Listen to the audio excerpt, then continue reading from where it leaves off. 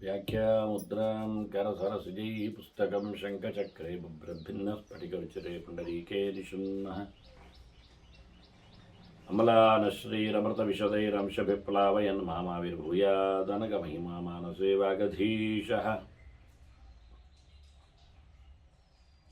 नमस्ते प्राणेश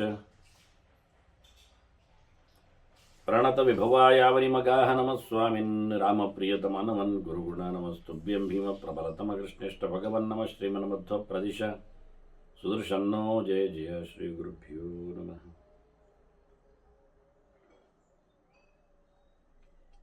नारायणं सुरगुरुं जगदेकनाथं भक्तप्रियं सकललोकनमस्कृतं च त्रैगुण्यवर्जितमजं विभुमाद्यमीशं वन्दे भवग्नम् अमरासुरसिद्धवन्द्यं नारायणं नमस्कृत्य नरं चैव नरोत्तमं देवीं सरस्वतीं व्यासं ततो जयमुदीरये। ವೇದವ್ಯಾಸರ ಮಹಾಭಾರತದ ಚಿಂತಕರಿಗೆ ವಂದನೆಗಳು. ಶಾಂತಿ ಪರ್ವದ 460ನೆಯ ಪ್ರವಚನ. ಯಾಜ್ಞವಲ್ಕ್ಯರು ಹೇಳಿದ ಅನೇಕ ಅಪೂರ್ವ ಚಿಂತನೆಗಳು ಜನಕರಾಜನಿಗೆ, ದೇವರಾತರ ಮಗನಿಗೆ ಸಿಕ್ಕಿತ್ತು ಅಂತ.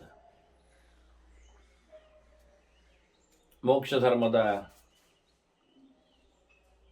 ಚಿಂತನೆಯ ನೆರಳಿನಲ್ಲಿ ಧರ್ಮರಾಜನಿಗೆ ಭೀಷ್ಮರು ಅನೇಕ ಜನರ ಸಂವಾದಗಳನ್ನು, ಕನ್ವೊಕೇಶನ್ಗಳನ್ನೆಲ್ಲ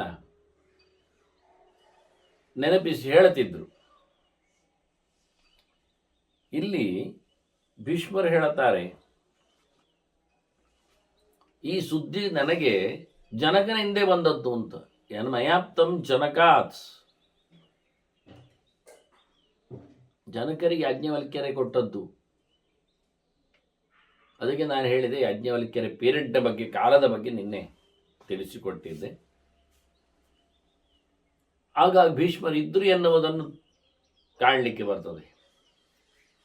ಅದೇ ಜನಕನ ಹತ್ತಿರದಲ್ಲಿ ತಾನು ಕೇಳಿಕೊಂಡೆ, ಜ್ಞಾನಂ ವಿಶಿಷ್ಟಂ ನ ತಥಾ ಹಿ ಯಜ್ಞಾಃ. ಭೀಷ್ಮರು ಕನ್ಕ್ಲೂಷನ್,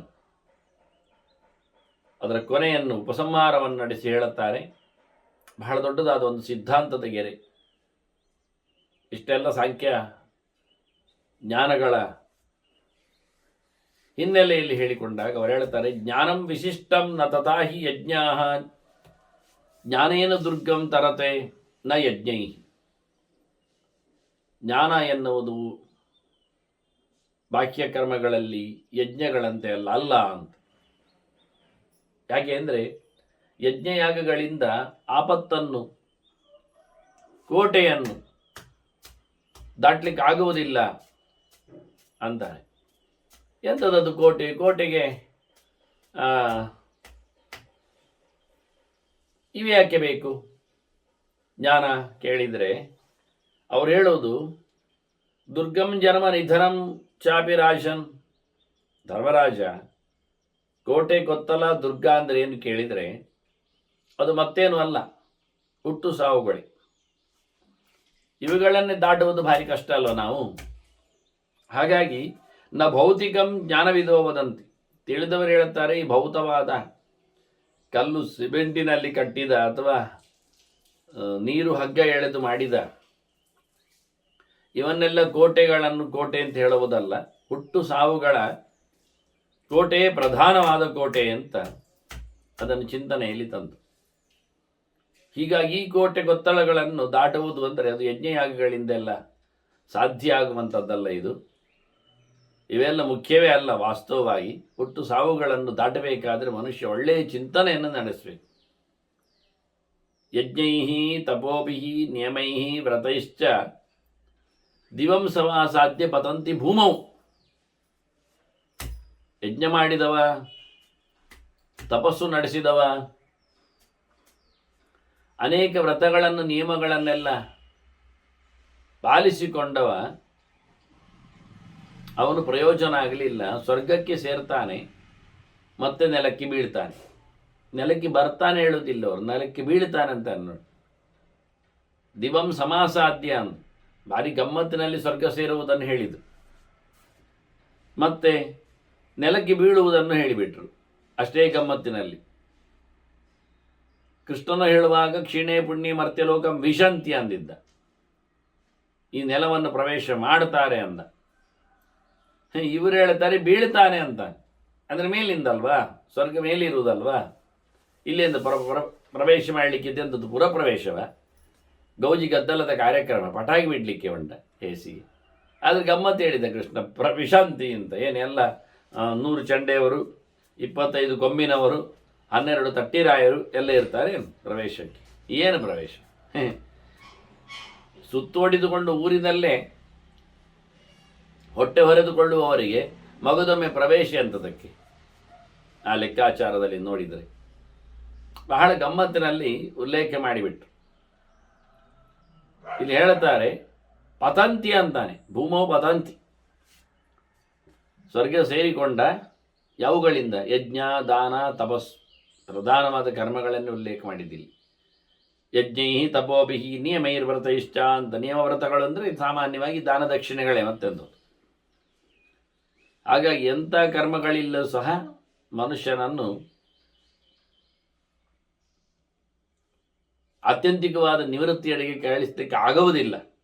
ಅದರಿಂದ ಕೇವಲ ಜ್ಞಾನದಿಂದ ಮಾತ್ರವೇ ಆತ ಸ್ವರ್ಗದ ಆಚೆಗೆ ಮೇಲಿನ ಲೋಕಕ್ಕೆ, ಹಿಂದೆ ಬಾರದ ತಾಣಕ್ಕೆ ಹೋಗ್ತಾನೆ. ಆದ್ದರಿಂದ ಧರ್ಮರಾಜನೇ ಹೇಳ್ತಾರೆ ಭೀಷ್ಮರು, ಜ್ಞಾನ ಯಜ್ಞ ಉಪಾಸ್ವ ಅಂತ ಸ್ಪಷ್ಟವಾಗಿ. ಎಲ್ಲಕ್ಕಿಂತ ಮಿಗಿಲಾದಂತಹ ದಾರಿ ಯಾವುದು ಕೇಳಿದರೆ ಜ್ಞಾನ ದಾರಿ. ಅಧ್ಯಯನ, ಅಧ್ಯಾಪನ, ಚಿಂತನೆ, ಮಥನ ಇವೆ ಮುಖ್ಯವಾದಂಥ ವಿಷಯಗಳೇ ಎಲ್ಲಗಳಿಗಿಂತ. ಯಾಕೆಂದರೆ ಎಲ್ಲವೂ ಪಾರು ಮಾಡುವುದಿಲ್ಲ ಅಷ್ಟೇ ಅಲ್ಲ, ಸಮರ್ಥವಾಗುವಷ್ಟು ಅದರಲ್ಲಿ ಸಾಮರ್ಥ್ಯವೇ ಇಲ್ಲ. ಅದರಿಂದ ಭಗವದೆಚ್ಚರವನ್ನು ಸಂಪಾದನೆ ಮಾಡಿಕೊಳ್ಳುವುದರಲ್ಲಿಯೇ ಪರಮುಖ್ಯ ತಾತ್ಪರ್ಯ ಎನ್ನುವುದಾಗಿ. ಅದರಿಂದ ನೀನು ಸಹ ಎಚ್ಚರನಾಗು. ತತ್ವಂ ಋಷಿರ್ ಭವಿಷ್ಯಸಿ, ನೀನು ಋಷಿಯಾಗ್ತೀಯ. ಯಾಕೆಂದರೆ ಇದು ಉಪನಿಷತ್ತುಲ್ಯವಾದಂಥ ಮಾತುಗಳು, ಉಪನಿಷತ್ತುಗಳೇ ಚಿಂತನೆಯಲ್ಲಿ ನಾವು ಮಾಡಿಕೊಂಡು ಬಂದದ್ದು. ಅದರ ಅನುಸಂಧಾನವನ್ನು ಮಾಡಿಕೊಳ್ಳುವ ಮೂಲಕ ಋಷಿಯಾಗಲು ಸಾಧ್ಯ ಅಲ್ಲ. ವೇದ ಕಂಡರೆ ಋಷಿಯಾಗುವುದು ಸತ್ಯ, ವೇದ ತಿಳಿದರೆ ಋಷಿಯಾಗುವುದು ಹೇಗೆ ಅಂದರೆ ಇದು ಭೀಷ್ಮರಲ್ಲಿ ಹೇಳಲಿಕ್ಕೆ ಹೋಗಲಿಲ್ಲ. ತತ್ವಂ ಋಷಿರ್ ಭವಿಷ್ಯಸಿ ಅಂತ ಹೇಳಿಬಿಟ್ರು, ನೀನು ಋಷಿ ಆಗ್ತಿ. ಧರ್ಮರಾಜನಿಗೆ ಋಷಿ ಆಗ್ತಿ ಅಂತ ಹೇಳಿದ್ದರಿಂದ ಸಮಸ್ಯೆ ಆಗಲಿಲ್ಲ, ರಾಜ ಋಷಿ ಆಗ್ತಿ ಅಂತ ಅರ್ಥ ಮಾಡಿಕೊಂಡು ಹೋಗ್ಬೋದು ನಾವು. ಆದರೆ ನೀನು ರಾಜಋಷಿ ಅಂತ ಹೇಳಲಿಕ್ಕೆ ಹೋಗಲಿಲ್ಲ ಅವರು. ಮತ್ತು ಧರ್ಮರಾಜನ ಎಲ್ಲಿಯೂ ಮತ್ತೆ ಎಲ್ಲಿಯೂ ರಾಜಋಷಿಯನ್ನಾಗಿ ಗುರುತಿಸಿದ್ದು, ಗಮನಿಸಿದ್ದೇನು ದೊಡ್ಡ ಸಂಗತಿಯಾಗಿ ಕಾಣುವುದಿಲ್ಲ. ಅದನ್ನ ಭೀಷ್ಮರು ಹೇಳಿದ್ದು ಹಿಂದೆ ಉಪನಿಷತ್ತು ಇದು ಚಿಂತನೆ ಅಂತ ಹೇಳಿಬಿಟ್ಟಿದ್ದಾರೆ, ಇದನ್ನು ಬಂದದ್ದು ಹೀಗೆ ಅಂತ ಯಾಜ್ಞವಲ್ಕ್ಯರಿಂದ. ಹಾಗಾಗಿ ಇದರ ಅನುಸಂಧಾನ ಚಿಂತನೆ ಮಾಡಿಕೊಂಡವನು ಋಷಿ ಆಗ್ತಾನೆ ಹೇಳಿದರೆ, ವೇದ ಓದಿದವ ಋಷಿ ಆಗ್ತದಲ್ಲ ಅಂದರೆ ಅದರ ನಿರ್ಣಯ ಏನು, ಚಿಂತನೆ ಹೇಗೆ? ಅದಕ್ಕೆ ಆಚಾರ್ಯ ಮಧ್ವರು ಉತ್ತರ ಕೊಟ್ಟಿದ್ರು ತನ್ನ ಋಗ್ಭಾಷ್ಯದಲ್ಲಿ. ಅರ್ವಾಕ್ತು ದ್ವಾದಶ ವರತ್ತೇ ಅಂತ. ಯಾರು 12 ಬಾರಿ ವೇದದ ಅಧ್ಯಯನ ಮಾಡ್ತಾನೆ ಅವನು ಆ ವೇದಕ್ಕೆ ಋಷಿ ಆಗ್ತಾನೆ ಅಂತ. ಕಮ್ಮಿ ಇಲ್ಲದ 12 ಬಾರಿ ವೇದ ಅಧ್ಯಯನ, ವೇದಾಧ್ಯಯನ, ವೇದ ಪಾರಾಯಣ ಅಲ್ಲ, ವೇದ ಪಾಠ ಕೇಳುವುದು, ಅರ್ಥ ಚಿಂತನೆ ಮಾಡುವುದು, ಹಾಗೆ ಮತ್ತೊಮ್ಮೆ ಮಗದೊಮ್ಮೆ ಅಂತ ಹೇಳುತ್ತಾ ಅನೇಕ ಬಾರಿ ಅಂದರೆ 12 ಬಾರಿ ವೇದವನ್ನು ಆತ ಒಂದೊಮ್ಮೆ ಅಧ್ಯಯನ ಮಾಡಿದರೆ ಅದಕ್ಕೆ ಅವನು ಋಷಿ ಆಗ್ತಾನೆ. ಆಗ ಆ ಶಾಖೆಗೋ, ಆ ಅನುವಾಕಕ್ಕೋ, ಆ ಭಾಗಕ್ಕೋ, ಆ ಸೂಕ್ತಕ್ಕೋ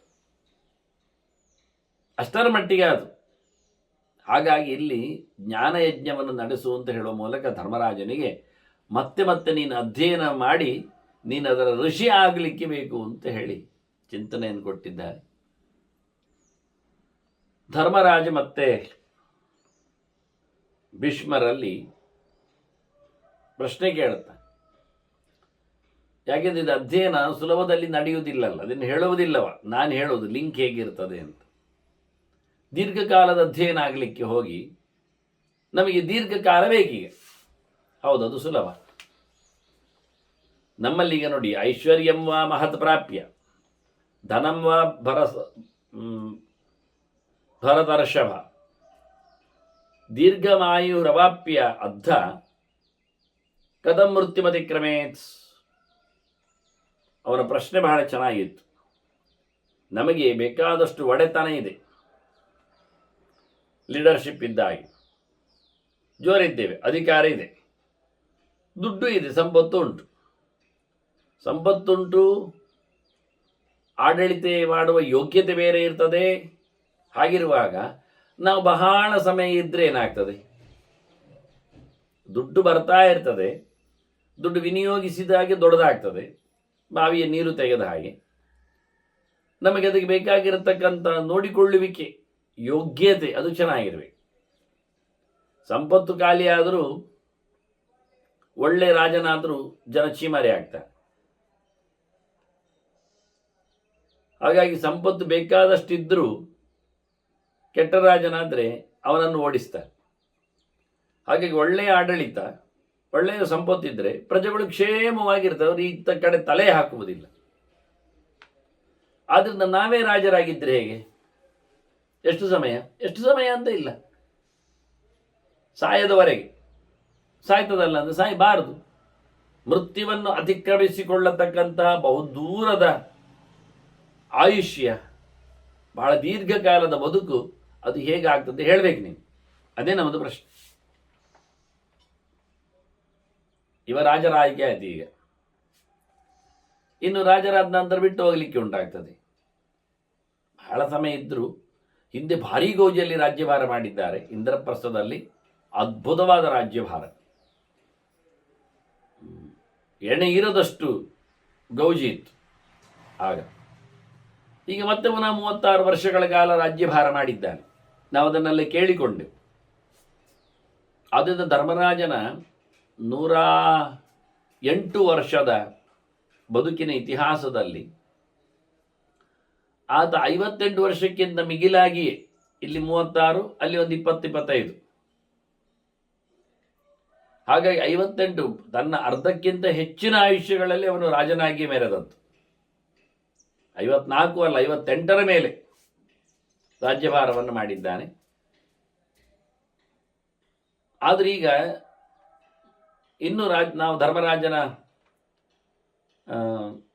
ನಿರ್ಗಮನವನ್ನು ನಾವು ಕೇಳಿಯಾಗಿದ್ದರೂ ಇಲ್ಲಿ ಈಗ ಕಥೆಯಲ್ಲಿ ಇಲ್ಲ. ಧರ್ಮರಾಜ ಕೇಳ್ತಾ ಇದ್ದಾನೆ ಕತೆ. ಹಾಗಾಗಿ ಧರ್ಮರಾಜ ಹೇಳ್ತಾನೆ, ನಾನು ಬಹಳ ಕಾಲ ಇರಬೇಕು. ಧರ್ಮರಾಜ ನಮಗೆ ಹೊರಟೋದದ್ದು ಗೊತ್ತು. ಕೃಷ್ಣ ಹೊರಟ ಅಂತ ಅವರು ತೆರಳಿತ್ತು. ಹಾಗಾಗಿ ಅವರು ಇಷ್ಟಪಟ್ಟೆ ತಮ್ಮ ದೇಹವನ್ನು ತ್ಯಾಗ ಮಾಡಿತ್ತು. ದೊಡ್ಡ ಸಂಗತಿ ಅಲ್ಲ. ಆದರೆ ಇಲ್ಲಿ ಪ್ರಶ್ನೆ ನಮಗೆಲ್ಲರಿಗೂ ಆಗ್ತದೆ. ಈಗಾಗಲೇ ಭೀಷ್ಮರು ಕಲಿ ಅಂತ ಹೇಳಿದ ಮೂಲಕ ಕಲಿಕೆ ನಿರಂತರವಾದಾಗ ಋಷಿ ಆಗ್ತಾನೆ ಎನ್ನುವ ಅರ್ಥವನ್ನು ನಾನು ಹೇಳಿದ ನೆಲೆಯಲ್ಲಿ, ಇಲ್ಲಾಂದರೆ ಓದಿದ ಮುಗಿಯಿತು, ಪಾಠ ಆಯ್ತು, ಇನ್ನೆಂಥದ್ದು ಪಾಠ ಆಯಿತು, ಪ್ರಯೋಜನ ಇಲ್ಲ. ಅದು ಇನ್ನೊಮ್ಮೆ ಆಗಲಿ ಪಾಠ, ಮತ್ತೊಮ್ಮೆ ಆಗಲಿ, ಅದು ಇಂಥದ್ದು ಮತ್ತೆ 3 ಸರ್ತಿ ಆಗಲಿ. ಹೀಗೆ 12 ಸರ್ತಿ ಅಧ್ಯಯನ ಮಾಡಿಕೊಂಡಾಗ, ಬೇರೆ ಬೇರೆ ಯಾರ್ಯಾರಿಂದಲೇ ಇರಲಿ ಮಾಡಿಕೊಂಡಾಗ ಆತ ಅದಕ್ಕೆ ಋಷಿ ಆಗ್ತಾನೆ ಅಂತ. ಹಾಗಾಗಿ ಅಷ್ಟು ಜೋರಾಗಬೇಕಾದ್ರೆ ನಮಗೆ ಉದ್ದನೆಯ ಬದುಕಬೇಕು. ಎಂತ ಮಾಡುವ? ಧರ್ಮರಾಜನಿಗೆ ಹೇಳ್ತಾನೆ, ತಪಸಾವ ಸುಮಹತ ಕರ್ಮಣಾಮ ಶ್ರುತೇನವ. ಭಯಂಕರ ತಪಸ್ಸು ಮಾಡು, ಈ ಅಸುರರೆಲ್ಲ ಮಾಡಿದಾಗೆ. ತಪಸ್ಸು ಮಾಡುವಾಗಂತೂ ಸಾಯುವುದಿಲ್ಲ. ತಪಸ್ಸು ಮುಗಿದ ಅಂತ ಯಾರಾದ್ರು ಬಂದು ಕೇಳಿದಾಗ, ಅವನಲ್ಲಿ ವರ ಕೇಳಿದಾಗ ಅದನ್ನೇ ಕೇಳುದು ನಾವು, ಸಾಯಬಾರದು ಅಂತಲೇ ಕೇಳುವುದಲ್ವಾ. ಹಾಗೆ ತಪಸ್ಸಿನಿಂದ ಸಾಯದಂತೆ ಇರಲಿಕ್ಕೆ ಬರ್ತದ? ಮಾಡ್ಲಿಕ್ಕೆ ಆಗ್ತದ? ದೊಡ್ಡ ಮಟ್ಟಿನ ತಪಸ್ಸು ಮಾಡು, ಇಲ್ಲ ದೊಡ್ಡ ಮಟ್ಟಿನ ಕೆಲಸ ಮಾಡುದು. ಎಂತ ಕೆಲಸ ಗೊತ್ತು ಹೇಳಲಿಲ್ಲವ. ಹಾಗೆ ಲೋಕೋಪಕಾರಕವಾದ ಬಹಳ ದೊಡ್ಡ, ಆಗ ಅವರೆಲ್ಲ ಬಹಳ ಕಾಲ ಬದುಕು ಅಂತ ಹೇಳ್ತಾರೆ, ಇನ್ನೂ ಹೀಗೆ ಇರಲಿ ಅಂತ ಹೇಳ್ತಾರೆ. ಹಾಗೆ ಕರ್ಮದ ಯಶಸ್ಸಿನಿಂದ ಅದರಲ್ಲಿ ಮುಖ್ಯವಾದದ್ದಿಲ್ಲಿ ತಪಸ್ಸು ಮತ್ತೆ ಜ್ಞಾನವನ್ನು ಹೇಳುವ ಮೂಲಕ ಯಜ್ಞ ಕರ್ಮಗಳನ್ನೆಲ್ಲ ದಾನ ಕರ್ಮಗಳನ್ನೆಲ್ಲ ಅರ್ಥ ಮಾಡಲಿಕ್ಕೆ ಆಗ್ತದೆ. ಬಹುಬಗೆಯ ಯಜ್ಞಯಾಗಗಳನ್ನೆಲ್ಲ ಮಾಡ್ತಾ ಧನ್ವಂತರಿ ಯಾಗ, ನಾಮತ್ರಯ ಹೋಮ, ಮೃತ್ಯುಂಜಯ ಶಾಂತಿ, ಅಮೃತ ಮೃತ್ಯುಂಜಯ, ಅದರ ಉಪಾಸನೆ, ಮಹಾಮೃತ್ಯುಂಜಯ, ಅರಿಷ್ಟ ಶಾಂತಿಗಳು ಇವನ್ನೆಲ್ಲ ಮಾಡಿದರೆ ಹೇಗೆ? ಅಥವಾ ದಾನಗಳನ್ನೆಲ್ಲ ಮಾಡುವುದು, ಪ್ರಾಯಶ್ಚಿತ್ತ ದಾನಗಳನ್ನೆಲ್ಲ, ತಿಲದಾನ, ರತ್ನದಾನ, ಗುಡದಾನ, ಪರ್ವತ ಲವಣದಾನ, ಹೀಗೆ ಎಣ್ಣೆ. ಈ ಹಿನ್ನೆಲೆಯಲ್ಲಿ ಕರ್ಮಗಳ ಬಗ್ಗೆ ಯಾವತ್ತೂ ಉತ್ತರವನ್ನು ಕೊಟ್ಟಿದ್ದಾನೆ. ಕರ್ಮಣ ಕರ್ಮ ನಿರ್ವಾಹನ ಹ್ಯಾತ್ಯಂತಿಕ ಇಷ್ಯತೆ ಅಂತ. ಯಾವ ಕೆಲಸದಿಂದಲೂ ಯಾವುದೇ ಕೆಲಸವನ್ನು ಪರಿಪೂರ್ಣವಾಗಿ ಸಮನ್ವಯಗೊಳಿಸಲಿಕ್ಕೆ, ಸಮತಟ್ಟು ಮಾಡಲಿಕ್ಕೆ, ಇರಾಸ್ ಮಾಡಲಿಕ್ಕೆ ಆಗುವುದಿಲ್ಲ ಅಂತ ಹೇಳಿ ಆಗಿದೆ. ಆಗುವುದೇ ಯಾವ ಕಾಲದಲ್ಲಿಯೂ ಕರ್ಮಕ್ಕೆ ಕರ್ಮವನ್ನು ತೆಗೆಯುವ ಸಾಮರ್ಥ್ಯ ಇಲ್ಲ. ನಮ್ಮದು ಸಿಂಗಲ್ ಎಂಟ್ರಿ ಅಲ್ಲವೇ ಅಲ್ಲ, ಹೇಳಿದ್ದಾರೆ ಅವರು. ಡಬಲ್ ಎಂಟ್ರಿ, ಬಂದದ್ದೊಂದು ಕಡೆಯಲ್ಲಿ, ತೆಗೆದದ್ದೊಂದು ಕಡೆಯಲ್ಲಿ. ಹಾಗಾಗಿ ಪ್ರತಿಯೊಂದರದ್ದು ಪುಣ್ಯ ಪಾಪಗಳ, ಶುಭಾಶುಭಗಳ, ಒಳಿತು ಕೆಡುಕುಗಳ ಉಪಭೋಗ, ಉಪಸೇವೆ ಆಗಲೇಬೇಕು ಅನ್ನೋ ನೆಲೆಯಲ್ಲಿ ಕರ್ಮಣಾವ ಕೇಳ್ತಾನೆ ಇವ. ಬಹಳ ಕಾಲ ಬದುಕುವ ಕರ್ಮಗಳನ್ನು ಮಾಡ್ತಾ ಮಾಡ್ತಾ ಮಾಡ್ತಾ ಎಕ್ಸ್ಟೆನ್ಷನ್ ಬದುಕಲಿಕ್ಕೆ ದಿನ 16,000 ಗಟ್ಟಲೆಯಲ್ಲಿ ಮೃತ್ಯುಂಜಯ ಜಪ ಹೋಮಗಳನ್ನೆಲ್ಲ ನಡೆಸ್ತಾ 5 ದಿನ 7 ದಿನ ಮುಂದುವರಿದ. ಮತ್ತೆ ಪುನಃ ಮಾಡುವುದು ವಾರದಲ್ಲಿ ಇನ್ನೊಮ್ಮೆ, ಮತ್ತೊಂದು ವಾರ ಅವನಿಗೆ ಬದುಕು ಬಂತು. ಹೀಗೆ ಮುಂದುವರಿಸ್ತಾ ಹೋಗ್ತಾ ಇರೋದು. ಮಾಡ್ತಾ ಮಾಡ್ತಾ ಮಾಡಿದ ಹಾಗೆ ಬದುಕ್ತಾನೆ. ಹಾಗೆ ಮಾಡುವ. ಅಥವಾ ಶ್ರುತೇನವ, ಅಲ್ಲ ಓದುವುದರಿಂದ ಏನಾದರೂ ಮುಂದೆ ಓದಲಿಕ್ಕೆ ಬಿಡ್ತಾರ? ಅದೊಂದು ವಿಷಯ. ಹೊತ್ತಗೆಯನ್ನು ಶುರು ಮಾಡುವುದು, ಮುಗಿಯುವವರೆಗೆ ಸಾಯುವುದಿಲ್ಲ ಅಂತ ಮಾಡಬೇಕು. ಮತ್ತು ಇನ್ನೊಂದು ಹೊತ್ತಗೆಯನ್ನು ಶುರು ಮಾಡಲಿಕ್ಕೆ ಇಟ್ಟುಕೊಳ್ಬೇಕು. ಹಾಗೆ ಓದ್ತಾ ಕೂತವ ಸಾಯದೇ ಇರಲಿಕ್ಕೆ ಉಂಟಾ? ಅದೊಂದು ನಮೂನೆ ಆಗ್ತದ? ಬದುಕುವುದೇ ಚಿಂತನೆಗಾಗಿ, ಚಿಂತನೆಯನ್ನು ಮಾಡ್ತಾ ಇದ್ರೆ ಸಾಯಲಿಕ್ಕಿಲ್ಲಲ್ಲ ಅಂತ ಮಾಡುವ. ಅಲ್ಲ, ಕೆಲವರೆಲ್ಲ ಹೇಳ್ತಾರೆ ಇದೆಲ್ಲ ಬೇಡ ಮಾರಾಯ, ಎಂತ ಇದೆಲ್ಲ ಸಂಗತಿ ಸಂಬಂಧಪಟ್ಟದ್ದಲ್ಲ. ಯಾಕೆಂದರೆ ಮಾಡಿಯೂ ಸಾಯುವವರಿದ್ದಾರೆ, ಮಾಡಿಯೂ ಸಾಯದವರಿದ್ದಾರೆ, ಮಾಡದೆಯೂ ಬದುಕಿದವರಿದ್ದಾರೆ, ಮಾಡದೆಯೂ ಸತ್ತವರಿದ್ದಾರೆ. ಅದರಿಂದ ಕರ್ಮಕ್ಕೂ ಬದುಕಿಗೂ ಸಂಬಂಧ ಇಲ್ಲ ಎನ್ನುವ ಅದು ಒಂದು ಕಡೆಯಲ್ಲಿ ಉಂಟು. ಹಾಗೂ ನಡೀತದೆ, ಅದು ಸತ್ಯವೇ, ಅಲ್ಲೇನಲ್ಲ. ಹಾಗಾಗಿ ತಪಸ್ಸು, ಕರ್ಮ, ವಿದ್ಯೆ ಇದು ಯಾವುದೂ ಅಲ್ಲ. ಮತ್ತು ನಿಮಗೆ ಮನುಷ್ಯನಿಗೆ ಇವತ್ತು ಆರೋಗ್ಯಕ್ಕೆ ವಿಶಿಷ್ಟವಾಗಿರತಕ್ಕ ಚಿಕಿತ್ಸೆಗಳೇ ಕಾರಣ ಅಲ್ವಾ? ನೆತ್ತರೂರ ಹಾಳು ಮಾಡಿಕೊಂಡವನು ವಾರಕ್ಕೊಮ್ಮೆ ಡಯಾಲಿಸಿಸ್ ಮಾಡ್ತಾ ಫ್ರೆಶ್ ಆಗಿರುವುದಿಲ್ವ? ಎಂತ ಅನ್ನದದ್ದು ಚಮನಪ್ರಾಶ ಅಂತ ಹೇಳಿಕೊಂಡು 3 ಸರ್ತಿ ತಿನ್ನುವವ ಗಡದ್ದಾಗಿ ಯುವಕನಾಗಿ ಜಬ್ಬ ಬರುವುದಿಲ್ವ? ಬರ್ತಾನೆ.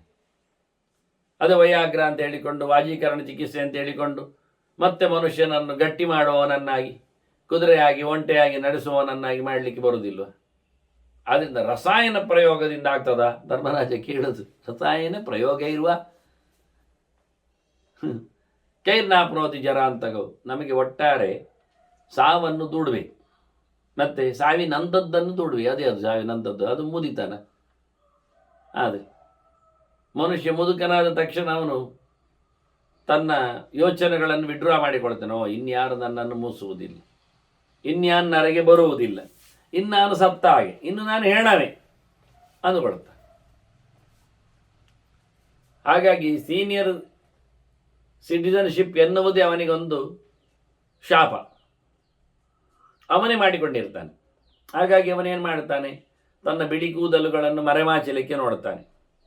ನೀವು ಕೇಳಿಕೊಂಡಿರಿ ಅಲ್ಲ, ಹೇರ್ ಸ್ಟ್ರೈಟ್ನಿಂಗ್ ಮಾಡಲಿಕ್ಕೆಲ್ಲ ಹೋಗಿ ಕಿಡ್ನಿ ಫೈಲ್ಯೂರ್ ಆಗಿ ಮನುಷ್ಯ ಸಾಯುವ ಕಥೆಗಳು, ಅಲ್ಲಿ ಹಾಕಿರತಕ್ಕಂತಹ ಕೆಮಿಕಲ್ಸ್ಗಳಿಂದಾಗಿ ದೇಹಕ್ಕೆ ಎಫೆಕ್ಟ್ ಕೊಡ್ತದೆ ಅಂತ. ತಲೆಗೆ ಹಾಕಿದ ಶ್ಯಾಂಪುಗಳಾಗಲಿ ಅಥವಾ ಎಣ್ಣೆಗಳಾಗಲಿ ಅದು ನೇರವಾಗಿ ಮನುಷ್ಯನ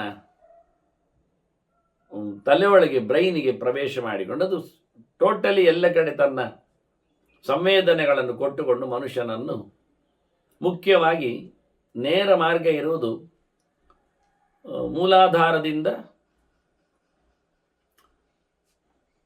ಸಹಸ್ರಾರದವರೆಗೆ, ಅಂದರೆ ನಾಭಿಯಿಂದ ನೆತ್ತಿಯವರೆಗೆ. ಅದೇ ನಾನೇ ಅನ್ನುವುದು ಮನುಷ್ಯ. ಎಲ್ಲದಕ್ಕೂ ಹೇಳಿದಾಗ ನಾನೇ ನಾನೇ ಅಂತಾನಲ್ಲ. ನಾ ಅಂದರೆ ನಾಭಿ, ನೇ ಅಂದರೆ ನೆತ್ತಿ. ಎಲ್ಲ ಹೇಳಿಕೊಂಡು ತಿರುಗಬೇಡಿ. ಮತ್ತು ಇದರ ಸೀಕ್ರೆಟ್ಗಳು ಕಂಡಾಬಟ್ಟೆ ಇವೆ. ಇದು ನಮ್ಮದು ಅವಧಾನ ಪ್ರಪಂಚದ ಕೆಲವು ಅಕ್ಷರ ರಾಶಿಗಳೆಲ್ಲ. ನಾನೇ ಅಂದರೆ ಅಂತ ಹೇಳಿದರೆ ನಾಭಿಯಿಂದ ನೆತ್ತಿವರೆಗೆ ಅಂತ ಅರ್ಥ. ಇದು ಒಳಗಿನ ರಹದಾರಿ, ಆತ್ಮನ ಸಂಚಾರದ ಸುರಂಗ. ಇಲ್ಲಿ 3 ಆತ್ಮರು ಇದ್ದಾರೆ: ಜೀವಾತ್ಮ, ಪ್ರಾಣಾತ್ಮ, ಪರಮಾತ್ಮ. ಇದೆಲ್ಲ ಯೋಗದ ಮಾರ್ಗಗಳಲ್ಲಿನ ರಹಸ್ಯ ಕಥೆಗಳು ಇರಲಿ. ಹಾಗಾಗಿ ಅವರೇನು ಡೈಯಿಂಗ್ ಮಾಡಲಿಕ್ಕೆ ಹೋಗ್ತಾರೆ ಅಥವಾ ಏನೋ ಮಾಡಲಿಕ್ಕೆ ಹೋಗ್ತಾರೆ, ಅದು ನೇರ ನೆಲಕ್ಕಿಳಿದು ಸೊಂಟಕ್ಕೆ ಹರಡಿ ಅವನ ಕಿಡ್ನಿ ಫೈಲ್ಯೂರ್ ಮೊದಲು ಮಾಡ್ತದೆ. ಇವತ್ತು ಅನೇಕ ದೇಶಗಳಲ್ಲಿ ಇದರ ವ್ಯಾಪ್ತಿ ಕೇಳಿ ಬರ್ತಾ ಇದೆ. ಇದರಿಂದ ಮನುಷ್ಯ ಅಂದರೆ ಅರ್ಥ ಆಗೋದಿಲ್ಲ ಏನು ಅಂತ. ಐಬ್ರೂ ಸೆಟ್ಟಿಂಗ್ ವ್ಯವಸ್ಥೆ ಮಾಡಲಿಕ್ಕೆ ಹೋಗಿ ಅವನು ಅಂದರೆ ಅವಳು, ಮತ್ತೆ ಯಾರ್ಯಾರನ್ನ ಹೇಳೋದು, ಅವಳು ಹೆರುವುದನ್ನೇ ತಪ್ಪಿಸಿಕೊಳ್ಳುತ್ತಾಳೆ. ಅಂದರೆ ಗರ್ಭಾಶಯಕ್ಕೆ ಅದ್ರ ಏಟು ಬೀಳುತ್ತೆ. ಅದು ಯಾಕೆ, ಏನು ಸಂಬಂಧ ಎನ್ನುವುದನ್ನು ಒಳಗೆ ನೋಡಲಿಕ್ಕೆ, ಹೊರಗಿನಿಂದ ಏನು ಮಾಡಲಿಕ್ಕೆ ಬರುವುದಿಲ್ಲ. ಹೀಗೆ ಮನುಷ್ಯನು ಸಹ ತನ್ನ ಬಿಳಿ ಕೂದಲನ್ನು ಕಪ್ಪು ಮಾಡಲಿಕ್ಕೆ ಹೋಗಿ, ಡಾಮರ ಗ್ರೀಸ್ ಎಲ್ಲ ಹಾಕಲಿಕ್ಕೆ ಹೋಗಿ ಅವನು ಮತ್ತೊಂದು ಬಗೆಯ ಕೋತಿ ಆಗ್ತಾ ಇದ್ದಾನೆ, ಮತ್ತೊಂದು ರೀತಿಯಿಂದ ನರಳಲಿಕ್ಕೆ ಹೋಗ್ತಾನೆ. ಹೊರಗಿನಿಂದ ನೀವೆಷ್ಟೆಲ್ಲ ರೇಷ್ಮೆಯ ಪಟ್ಟೆ ಪೀತಾಂಬರಗಳನ್ನೆಲ್ಲ ಸುತ್ತುಕೊಂಡ್ರೂ ಒಳಗಿನ ಹುಣ್ಣುಗಳಿಗೆ ವಾಸನೆ ಬರತಕ್ಕಂತಹ ವ್ರಣಗಳಿಗೆ ಯಾರು ಕಡೆ ಆಗ್ತಾರೆ? ಅದನ್ನ ಒಳಗಿನ ನೆರಿಗೆಯನ್ನು ಅಳಿಸಲಿಕ್ಕೆ ಬರುವುದಿಲ್ಲ. ಹೊರಗಿನ ನೆರಿಗೆಗೆ ನೀವು ಎಷ್ಟು ಬೇಕಾದಷ್ಟು ಹಾಕಬಹುದು, ಇಸ್ತ್ರಿಯನ್ನು ಮತ್ತೊಂದನ್ನು. ಆದರೆ ಇವ ಕೇಳಿದದನ್ನೇ ನಾನು ರಸಾಯನ ಪ್ರಯೋಗ ಮಾಡ್ತೇನೆ ಆಯ್ತಾ ಅಂತಾನೆ. ಒಳ್ಳೆ ವಿಚಿತ್ರವಾದಂತಹ ಅಮೃತ ರಸಾಯನ ಅಂತ ಹೇಳುತ್ತಾ, ಸಂಜೀವಿ ರಸಾಯನ ಅಂತಲೂ ತಿಳಿಸ್ತಾ, ಮೃತ್ಯುಂಜಯ ರಸ ಅಂತಲೇ ಹೇಳುತ್ತಾ ಏನೋ ಗಮ್ಮತ್ತು ಮಾಡ್ತಾರೆ. ಚಿರಂಜೀವಿ ರಸ ಅಂತ ಹೇಳ್ತಾ ಇವರನ್ನೆಲ್ಲ ಯಾರ್ಯಾರನ್ನು ಕರೆದು ತೋರಿಸಿಕೊಡ್ತಾರೆ. ಈ ರಸಾಯನದ ಪ್ರಯೋಗಗಳಿಂದ ಮೈಗೆ ತಿಕ್ಕಲಿಕ್ಕೆ ಉಂಟು, ಕೆಲವೊಮ್ಮೆ ಕುಡಿಲಿಕ್ಕಿರ್ತದೆ, ಕೆಲವೊಮ್ಮೆ ಅದನ್ನು ಹಾಕಿಕೊಂಡು ಮಲಗಲಿಕ್ಕೆ ಇರ್ತದೆ. ಈ ಎಲ್ಲ ಪ್ರಯೋಗಗಳಿಂದಾಗಿ ನಾವು ದೂರ ಮಾಡಲಿಕ್ಕೆ ಬರ್ತದ. ಯಾವುದನ್ನು? ಮುಪ್ಪನ್ನು ಮತ್ತು ಸಾವನ್ನು, ಇದೆರಡು ಜೋಡಿ. ಜರ ಅಂತ ಸ್ತ್ರೀಲಿಂಗ, ಅಂತಗ ಅಂತ ಪುಲ್ಲಿಂಗ.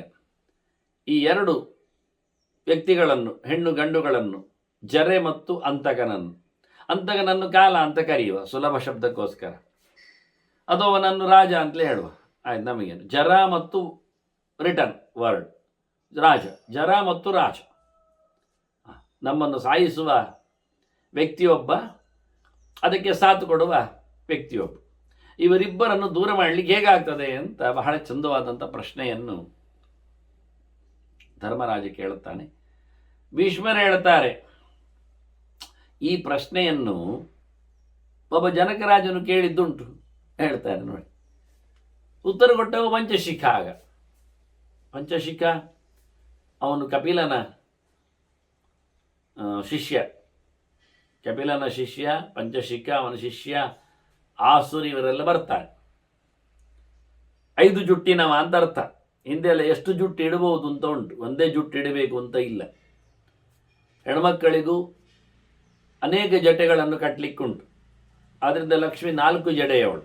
ಚತುಷ್ಕ ಪರ್ದ ಇವತ್ಯುಸುಪೇಶ ಅಂತ ವೇದ ಅವಳ ಬಗ್ಗೆ ಪರಿಚಯಿಸುವಾಗ 4 ಜಡೆಯವಳು ಮಹಾಲಕ್ಷ್ಮಿ ಅಂತೇಳಿ 4 ವೇದಗಳಿಂದ ತಿಳಿಯಲ್ಪಡ್ತಾಳೆ ಎನ್ನುವ ನೆಲೆಯಲ್ಲಿ ಹೇಳುತ್ತಾರೆ. ಹಾಗೆ ಇವನು 5 ಜುಟ್ಟಿನವ. ಇದು ಹೆಮ್ಮೆಯ ಲಕ್ಷಣ. ಕೃಷ್ಣ ರುಕ್ಮಿಣಿಯ ವಿವಾಹದ ಪ್ರಕರಣದಲ್ಲಿ, ಸ್ವಯಂವರದ ಹಿನ್ನೆಲೆಯಲ್ಲಿ ಆಕೆಯನ್ನು ಕುಂಡಿನಪುರದಿಂದ ಕರ್ಕೊಂಡು ಬರುವಾಗ ದಾರಿ ಅಡ್ಡದಲ್ಲಿ ಅಣ್ಣ ರುಗ್ಮಿ ಅಡ್ಡ ಮಾಡಿ ಹೊಡಿಲಿಕ್ಕೆ ಒಂದು ಪೆಟ್ಟು ತಿಂದು ಸಾಯಲಿಕ್ಕೆ ಹೋಗಿ ಕೊನೆಗೆ ಆಕೆ ಹೇಳಿ ಕೃಷ್ಣ ಬಿಡ್ತಾನೆ. ಆಗ ಅವನಿಗೆ ಹೀಗೆ ತಲೆಯಲ್ಲಿ ಬೋಳಿಸಿ 5 ಕಡೆ ಮಾತ್ರ ಕೂದಲಿಟ್ಟು 5 ಜುಟ್ಟು ಮಾಡಿ ಕಳಿಸ್ತಾನೆ. ಅದು ನಿಚೆ. ಅದರಂತೆ ಜಯದ್ರಥನನ್ನು ಮಾಡಿದ್ದಾರೆ, ಬೋಳಿಸಿ ಎಲ್ಲ ಜೊಟ್ಟಿಟ್ಟೆಲ್ಲ. ಭೀಮಸೇನ ದ್ರೌಪದಿಯ ಮಗೆ ಕೆಣಕಲಿಕ್ಕೆ ಬಂದಾಗ, ಅವರು ವನವಾಸದಲ್ಲಿದ್ದಾಗ. ಹಾಗೆ ಇಲ್ಲಿ ಪಂಚಶಿಖ ಕಪಿಲನ ಶಿಷ್ಯ ಅವನ ಅದ್ದೂರಿಯಾಗಿ ಅವನಿಗೆ ಉತ್ತರ ಕೊಟ್ಟಿದ್ದ. ಅವನು ಹೀಗೆ ಕೇಳಿದ್ದ ಜನಕಸ. ಇಷ್ಟೆಲ್ಲ ಉದ್ದ ಕೇಳಲಿಲ್ಲವ. ಅವ ಕೇಳಿದ್ದು, ನನಗೆ ದೀರ್ಘಾಯುಷ್ಯ ಬೇಕು, ಅದನ್ನು ತಪಸಾವ ಅಥವಾ ಬುದ್ಧಿಯಾವ ಅಂತಾನೆ. ಸುಮಾತ ಹೇಳೋ ಬದಲಿಗೆ ಕರ್ಮಣಾವ ಶ್ರುತೇನವ ಅಂತಾನೆ. ತಪಸ್ಸಿಟ್ಟುಕೊಂಡ, ಕರ್ಮ ಇಟ್ಟುಕೊಂಡ, ಕೇಳ್ಮೆಯನ್ನು ತಗೊಂಡ, ಜೊತೆಯಲ್ಲಿ ಬುದ್ಧಿವಂತಿಕೆಯನ್ನು ಸೇರಿಸಿದ. ರಸಾಯನ ಪ್ರಯೋಗಾದಿಗಳೆಲ್ಲ ಬುದ್ಧಿವಂತಿಕೆಗಳು. ಅದರಿಂದ ಅವನು ಬುದ್ಧಿಯಾವ ಅಂದ. ನಾವು ಬುದ್ಧಿ ಉಪಯೋಗಿಸಿಕೊಂಡ್ರೆ ಆಗ್ತದ ಬಹಳ ಕಾಲ ಬದುಕಲಿಕ್ಕೆ. ಯಾರೋ ಮೆಲ್ಲ ಕಿವಿ ಮಾತು ಹೇಳಿದ್ರಂತೆ ಬುದ್ಧಿ ಉಪಯೋಗಿಸಿಕೊಳ್ಳುವವನಿಗೆ. ಅದು ಮನುಷ್ಯನಿಗೆ ಇಷ್ಟು, ಈಗ ಒಂದು ಮಿಷಿನ್ ಇದೆ, ಆ ಮೆಷಿನ್ಗೆ ಇಷ್ಟು ಅರೆದಾಗ, ಗ್ರೈಂಡರೋ ಮಿಕ್ಸಿಯನ್ನು ಇಟ್ಕೊಳ್ಳಿ, ಇಷ್ಟು ಸುತ್ತು ಇಷ್ಟು ಅರೆದಾಗ ಬ್ಲೇಡು ಅದು ಸವಿತದೆ. ಆ ಮೋಟರು ಅದು ಸವೆದು ಕಟ್ ಆಗ್ತದೆ. ಆದ್ದರಿಂದ ರಿಪ್ಲೇಸ್ ಮಾಡಬೇಕಾಗ್ತದೆ. ಅಂದರೆ ಒಂದು ಬಾಳಿಕೆಯನ್ನು ಹೇಳಲಿಕ್ಕೆ ಬರ್ತದೆ. ಹಾಗೆ ಒಂದು ಬಲ್ಬು, ಅದರ ಮೇಲೆ ವಿದ್ಯುತ್ ಸಂಚಾರ ಮಾಡಿದೆ, ಅದು ಇಷ್ಟು 1000 ಗಂಟೆ ಉರಿತದೆ ಅಂತ ಹೇಳ್ತಾನೆ. ಮತ್ತೆ ಅದರದ್ದು ಆ ವೈರ್ಗಳಿಗೆ, ತಂತಿಗಳಿಗೆ ಮತ್ತೆ ಅದರದ್ದು ಬಿಸಿ ತಾಗಿ ಆದದ್ರಿಂದ ಅದರ ಟೆಂಪರ್ ಇರುವುದಿಲ್ಲ. ಅವರನ್ನು ನೋಡಿ ಬೇಗ ಚೂರು ಬರ್ಬೋದು, ಅದು ವಿಷಯ ಬೇರೆ. ಅಂತೂ ಎವರೇಜ್ ಅದರದ್ದು. ಹಾಗೆ ಎಲ್ಲ ಟೈರ್ಗಳಿಗಾಗಲಿ ಎಲ್ಲ ವ್ಯಕ್ತಿಗಳಿಗಾಗಲಿ ಎಲ್ಲ ಅದೇ ನಿಮ್ಮ ಮಾಮೂಲಿಯಾದಂತಹ ವ್ಯವಸ್ಥೆ, ರೋಗ ರಾಗ. ಇಷ್ಟು ಸಮಯ ಅದು ಕೆಲಸ ಮಾಡ್ತದೆ, ಇಷ್ಟು ಅದರ ಮೇಲೆ ನೀವು ಪ್ರೆಷರ್ ಕೊಟ್ಟಾಗ ಅಂತ. ನೀವು ಅರಿಯುವುದನ್ನು ಕಮ್ಮಿ ಮಾಡಿದರೆ ಒಂದು ಜಾಸ್ತಿ ಪೀರಿಯಡ್ ಬರ್ತದೆ. ನೀವು ಸ್ವಿಚ್ ಹಾಕಿ ಬಲ್ಬಿನಲ್ಲಿ ಕರೆಂಟನ್ನು ಪಾಸ್ ಮಾಡುವುದನ್ನು ಕಮ್ಮಿ ಮಾಡಿದರೆ ಸ್ವಲ್ಪ ಜಾಸ್ತಿ. ಅದಕ್ಕೆ ಹೇಳಿದ್ದು ಒಟ್ಟು ದಿನಮಾನ ಲೆಕ್ಕ ಇಲ್ಲ, ಗಂಟೆ ಮಾನ ಲೆಕ್ಕ ಇದು. ಅದನ್ನು ಎಷ್ಟು ಸಮಯಕ್ಕೆ ನೀವು ಉಪಯೋಗಿಸ್ಬೋದು. ದಿನಕ್ಕೆ 10 ಗಂಟೆಯೂ ಉರಿಸಿ ಅದನ್ನು ಬೇಗ ಖಾಲಿ ಮಾಡ್ಬೋದು. ಅದೇ ದಿನಕ್ಕೆ 1 ಗಂಟೆ ಉರಿಸಿದರೆ 10 ಟೈಮ್ 3 ಬರ್ತದೆ ಅದರ ಬಾಳಿಕೆ. ಹಾಗೆ ಮನುಷ್ಯನನ್ನು ಸಹ ಇಷ್ಟು ತಿಂದು ಅವನು ಜಗ್ಗಿ ಅದನ್ನು ತನ್ನ ದೇಹದೊಳಗೆ ಹುಡಿ ಮಾಡಿಕೊಂಡು ಸಪರೇಟ್ ಮಾಡಿಕೊಂಡು ಅದು ಮಲವಿಸರ್ಜನೆ ಎಲ್ಲ ಆಗುವಂತೆ ಮಾಡಿಕೊಂಡಾಗ ಅವನ ದೇಹದಲ್ಲಿ ಇಷ್ಟು ಶಕ್ತಿ ಹ್ರಾಸ ಆಗ್ತದೆ. ಟೋಟಲ್ ಇಷ್ಟು ಪವರ್ಸನ್ನು ಹಾಕಿಬಿಟ್ಟಿದ್ದಾರೆ. ಹಾಗಾಗಿ ಇವನು ಎಷ್ಟೆಷ್ಟು ಜಾಸ್ತಿ ತಿಂತಾನೋ, ಎಷ್ಟೆಷ್ಟು ಹಾರ್ಡ್ ಫುಡ್ಡುಗಳನ್ನೆಲ್ಲ ಕೊಡ್ತಾನೋ, ಅಷ್ಟಷ್ಟು ಸಮಯದಲ್ಲಿ ಬೇಗ ಅವನ ಮೆಷಿನ್ ವರ್ಕ್ ಮಾಡಿ ಕೆಲಸವನ್ನು ಮುಗಿಸಿ ಸಾಯ್ತದೆ ಅಂತ ಕ್ರಮ. ಇದು ಟೋಟಲ್ ಭೌತ ಸಿದ್ಧಾಂತ. ಹಾಗಾಗಿ ನೀವು ಆಹಾರವನ್ನು ಕೊಡುವುದು ಕಮ್ಮಿ ಮಾಡಿ. ಅದನ್ನೇ ರಸಾಯನ ಪ್ರಯೋಗ ಅಂದದ್ದು. ಈಗ ಬುದ್ಧಿವಂತಿಕೆ ಹೇಳ್ತಾನೆ, ಮಾಡುವುದನ್ನೇ ರಸಾಯನವನ್ನಾಗಿಸಿಕೊಳ್ಳುವುದು, ಒಳ್ಳೆಯದನ್ನೇ ಹಾಕುವುದು, ಕಮ್ಮಿಯನ್ನೇ ತಿನ್ನಿಸುವುದು. ಹೀಗೇನಾಗುತ್ತೆ, ಆದಷ್ಟು ತಡವಾಗಿ ಅವನದ್ದು, ಅಂದರೆ ಇವತ್ತು ಇಲ್ಲಿನ ಪ್ರಪಂಚದಲ್ಲಿನ ಅವನ ತಿನ್ನುವ ಋಣ ಒಂದಿರ್ತದೆ. ಒಂದಿಷ್ಟು ಚೀಲ, ಇಷ್ಟು ಟನ್ ಅಕ್ಕಿ, ಭತ್ತದ, ಗೋಧಿ ಇತ್ಯಾದಿಗಳು ಅಂತ. ಅದನ್ನು ಮಾಡದೆ ಬಿಟ್ಟರೆ, ತಡ ಮಾಡಿದರೆ ಆಗ ಅವನು ತಡ ಬದುಕ್ತಾನೆ, ಬೇಗ ಸಾಯುವುದಿಲ್ಲಲ್ಲ. ಹೀಗೆ ಉಪಾಯ ಮಾಡುವ, ನೀರನ್ನು ಕಮ್ಮಿ ಕುಡಿಯುವ, ಮಾತನ್ನು ಕಮ್ಮಿ ಆಡುವ, ತಿನ್ನುವುದನ್ನು ಕಮ್ಮಿ ಮಾಡುವ. ಹೀಗೆ ಮಾಡ್ತಾ ಕಾಲವನ್ನು ಎಳೆಯುವ ಅಂತೇಳಿ ಅಲ್ಲ. ಅದರಲ್ಲಿ ಆಗಿ ಹೇಳಿಕೊಂಡಾಗ ಈ ಬುದ್ಧಿವಂತಿಕೆಯಲ್ಲಿ ಇದನ್ನು ಸೇರಿಸಿಬಿಟ್ರು. ಉಸಿರನ್ನು ಕಮ್ಮಿ ಮಾಡುವ ಅಂತಾರೆ. ಹೇಳಲಿಕ್ಕೆ ಲೆಕ್ಕ ಭಾರಿ ಲಾಯ್ಕ್ ಬರ್ತದೆ. ಹೇಳಿಕೊಳ್ಳುವಾಗ 4 ಉಸಿರಿಗೆ ಒಂದಿಷ್ಟು ನಿಮಿಷ ಬೇಕಾದಂತೆ ಅಂತ ಹೇಳಿಕೊಂಡು 4 ನಿಮಿಷದಲ್ಲಿ 1 ಉಸಿರಿನಂತೆ ಲೆಕ್ಕ ಹೇಳತ್ತಾ. ಹಾಗಾಗಿ ಗಂಟೆಯಲ್ಲಿ ದಿನಕ್ಕೆ ಹೀಗೆ ಬರ್ತದೆ 21,600 ಶ್ವಾಸ ಉಚ್ಛ್ವಾಸಗಳಾಗ್ತವೆ. ನೀವಿದನ್ನು ಕಮ್ಮಿ ಮಾಡಿ ಡಬಲಿಗೆ ಮಾಡಿದರೆ ನೀವು 200 ವರ್ಷ ಬದುಕ್ತೀರಿ. ನೀವು ಮತ್ತಷ್ಟು ಡಬಲ್ ಮಾಡಿದರೆ 400 ವರ್ಷ ಬದುಕ್ತೀರಿ. ಅಲ್ಲ, ಹಾಗೆ ಎಲ್ಲ ಮಾಡ್ತಿದ್ರಿ. ಈಗ ಉಸಿರು ಕಟ್ಟಿ ಕೂತು ಒಂದು ಸ್ವಲ್ಪ ದಿನ ಹೆಚ್ಚು ಮಾಡಿಕೊಂಡು 100ರ ಮೊದಲೇ ಸಾಯುವವರು ಇರುವಾಗ ಹೇಳುದೇನು ಅಂತ. ಹಾಗೆ ತಿನ್ನುವುದನ್ನು ಕಮ್ಮಿ ಮಾಡಿಕೊಂಡು ಬದುಕ್ತಾರೆ ಹೇಳಿದರೆ ಈ ಯಾವ ನಮೂನೆಯಲ್ಲಿ ಹೇಳೋದು ನಾವು? ಆಗೋದಿಲ್ಲ ಅಂತ. ಅವ ಕೇಳಿದ್ದಷ್ಟೇ, ಬುದ್ಧಿವಂತಿಗೆ ಏನು ಮಾಡಿದ್ರೆ ಆಗ್ತದಾ ಅಂತ ಕೇಳಿದ್ದಾನೆ ಯಾರು, ಜನಕರಾಜ. ಅದಕ್ಕೆ ಪಂಚಶಿಖ ಉತ್ತರ ಕೊಟ್ಟಿದ್ದಾನೆ, ಏ ಮಾರಾಯ, ಈ ಲೋಕದಲ್ಲಿ ಮುದಿತನಕ್ಕೆ ಮತ್ತೆ ಸಾವಿಗೆ ಒಂದು ಬ್ರೇಕ್ ಇಲ್ಲ ಆಯ್ತಾ. ಮೊದಲೇ ಹೇಳ್ತಾನ, ಎಲ್ಲರಿಗೂ ರಿಟೈರ್ಮೆಂಟ್ ಅಂತ ಉಂಟು, ಎಲ್ಲರಿಗೂ ರೆಸ್ಟ್ ಅಂತ ಉಂಟು, ಎಲ್ಲರೂ ಹೋಗ್ಲಿಕ್ಕೆ ಇರ್ತದೆ. ಆದರೆ ಇವರಿಬ್ಬರಿಗೆ ಮಾತ್ರ ಎಲ್ಲಿ ಹೋಗ್ಲಿಕ್ಕಿಲ್ಲ ಹೇಳಿಬಿಟ್ಟವ. ನಿವೃತ್ತಿ ನೈತಯೋರಸ್ತಿ ನಾತಿವೃತ್ತಿ ಕಥಂಚಂ. ಇವರಿಗೆ ರಿಟೈರ್ಮೆಂಟ್ ಅಂತ ಇಲ್ಲ. ಯಾವಾಗ ಮುದಿತನ ರಿಟೈರ್ಡ್ ಆಗ್ತದೆ ಮತ್ತೆ ಬರುವುದಿಲ್ಲ ಹೇಳ್ತದೆ. ಯಾವಾಗ ಸಾವಿಗೆ ಕಡೆ ಉಂಟು, ಇಲ್ಲ, ಸಾವಿಗೆ ಕಡೆ ಇಲ್ಲ, ಮುಪ್ಪಿಗೆ ಅಡ್ಡಿ ಇಲ್ಲ. ಇವರು ಯಾವತ್ತು ಹೋಗುತ್ತಾರೆ ಅಂತ ಇಲ್ಲ. ಮತ್ತೆ ಇವರನ್ನು ದಾಟ್ಲಿಕ್ಕೂ ಆಗುವುದಿಲ್ಲ. ನಾತಿವೃತ್ತಿ ಕಥಂಚನ. ಮುದಿತನ ಬಾರದೆ ಇರ್ತದೆ, ಇಲ್ಲ. ಸಾಯದೆ ಹೋಗ್ತಾನೆ, ಇಲ್ಲ. ಅಷ್ಟೊಂದು ಗಟ್ಟಿ ಮಾಡಿಕೋ ಅಂದ. ಹಾಗಾಗಿ ಕೆಲವರೆಲ್ಲ ನೀವಾಗ ಹೇಳಿದ್ರಲ್ಲ, ತಪಸ್ಸು ಮಾಡಿ ಕೆಲವು ರಕ್ಕಸರೆಲ್ಲ ಸಾಯದಂತೆ ವರ ಕೇಳ್ತಾರೆ ಅಂತೆ. ಸಾಯದಂತೆ ವರ ಕೇಳ್ತಾರೆ ಎನ್ನುವುದು ಸತ್ಯ ಅಷ್ಟೆ, ಅವಧ್ಯರಾಗಬೇಕು ಅಂತ. ಆದರೆ ಆ ಅವಧ್ಯತ್ವ ವರ ಅದನ್ನು ಯಾರಾದ್ರಾಗಿದ್ರೆ ಎಲ್ಲ ರಾಕ್ಷಸರಿಗೆ ಬದುಕೇ ಇರಬೇಕಾಗ್ತದಲ್ಲ, ಯಾರಿಲ್ಲಲ್ಲ. ಆಗೇನಾಯಿತು, ಏನೋ ಒಂದು ಫಿಟ್ಟಿಂಗ್ ಇಡ್ತಾರೆ. ಹಾಗೆಲ್ಲ ಸಾಯದೇ ಇರುವುದು ಅಂತೊಂದಿಲ್ಲ, ಬೇಡ, ಸ್ವಲ್ಪ ಏನಾದರೂ ಹಗುರ ಮಾಡು ಅಂತಾರೆ. ಸಾಯಲಿಕ್ಕೆ ಬೇಕಲ್ಲ, ನೀನೇನಾದರೂ ಉಪಾಯ ಮಾಡಿ ಸಾಯದಂತೆ ಮಾಡು. ಹಾಗಾದರೆ ಈಗ ಹುಟ್ಟಿದ ಮಗುವಿನಿಂದ ಸಾಯುವುದಾದರೆ ಸಾಯಲಿ ಇಂದ ಒಂದು ದೊಡ್ಡ ಲೆಕ್ಕಾಚಾರ ಮಾಡಿದ. ಮುಂದೆ ಆದರೆ ಸಾಯುವುದೇ ಬೇಡ ನಾನು ಅಂದ. ಓಕೆ, ಅಷ್ಟಾದ್ರೂ ಆಯ್ತಲ್ಲ, ಮಾಡುವ ವ್ಯವಸ್ಥೆ. ಹಾಗೆ ಈಗ ಹುಟ್ಟಿದವನೇ ಅವನು ಷಣ್ಮುಖ ನೋಡಿ. ಅವನಿಂದ ತಾರಕನ ಸಂಹಾರಕ್ಕೆ ಆಯಿತು. ಅದರಂತೆ ಅಲ್ಲಿ ಕೈಲಾಸದಲ್ಲಿಯೂ ಸಂಹಾರದಲ್ಲಿ ಹಾಗೇ ಆದತ್ತು. ಕೃಷ್ಣನ ಮಗನಿಂದಾಗಿ, ಪ್ರದ್ಯುಮ್ನಿಂದ, ಸದ್ಯೋಜಾತನಿಂದ ಸಾವು ಅಂತ. ಏನಾದರೂ ನೀಡಿ ಅಂತಾರೆ. ನೀನು ಸೃಷ್ಟಿ ಮಾಡಿದ ಸೊತ್ತುಗಳಿಂದಲೇ ನಾಶ ಬೇಡ ನನಗೆ ಅಂದ ಹಿರಣ್ಯಕಶಿಪು ಬ್ರಹ್ಮನಲ್ಲಿ. ಆಯಿತು ಅಂದ, ನಾನು ಸೃಷ್ಟಿ ಮಾಡಿದೆ, ನಿನ್ನನ್ನು ಮುಟ್ಟುವುದೇ ಬೇಡ ಅಂತ ಹೇಳಿದ. ಮತ್ತೆ ನರಸಿಂಹನಾಗಿ ದೇವರೇ ಬಂದ. ದೇವರು ಅವನ ಸೃಷ್ಟಿಯಲ್ಲ, ಅದೇ ವರ ಅವನ ಮೂಗಿನಿಂದ ಅದು ಬಂದಿತ್ತು. ಅದು ಮಾಡಲಿಲ್ಲ. ಅವನ ಶಾಲೆಯ ಕಂಬದಿಂದಲೇ ದೇವರು ಬಂದ. ಇನ್ನು ಕೇಳುದಿಲ್ಲ ಇವನು. ಅದರಂತೆ ಹಸಿ ಒಣಗಿದ ಯಾವುದರಿಂದ ಪೆಟ್ಟು ತಿನ್ನದಂತೆ ಸಾಯಲಿಕ್ಕಿಲ್ಲ ಹೇಳಿಕೊಂಡು ಅದು ಮಾಡಿಕೊಂಡ. ನಮುಚಿ ಮುಂತಾದವರ ಕಥೆಯಲ್ಲಿ ಬಂದಾಗ ಇಂದ್ರ ಆ ಸಮುದ್ರದ ಬುರುಗನ್ನೇ ತೆಗೆದ, ನೊರೆ. ಅದೆಂಥದ್ದು ಕೇಳಿದ. ಅದು ಎಂಥದ್ದು? ಅದು ಒಣಗಿದ್ದ ಹಸಿಯ ಎಂತ ಗೊತ್ತಿಲ್ಲ. ಹಾಗಾಗಿ ಇಂಥದ್ದೆಲ್ಲ ಏನೋ ಒಂದು ಟೆಕ್ನಿಕಲ್ ವ್ಯವಸ್ಥೆ ಮಾಡಿಕೊಂಡು ಮತ್ತೆ ಬುದ್ಧಿವಂತಿಕೆಯಿಂದ ಬಡಿತಾರೆ. ಆದ್ದರಿಂದ ಮುಪ್ಪು ಸಾವುಗಳ ಬಗ್ಗೆ ಯಾರು ದಾಟಿಕೊಂಡದ್ದಿಲ್ಲ ಮಾರಾಯ. ನೋಡು, ಮುಗಿದದ್ದು ಬರುವುದೊಂದು ಉಂಟ.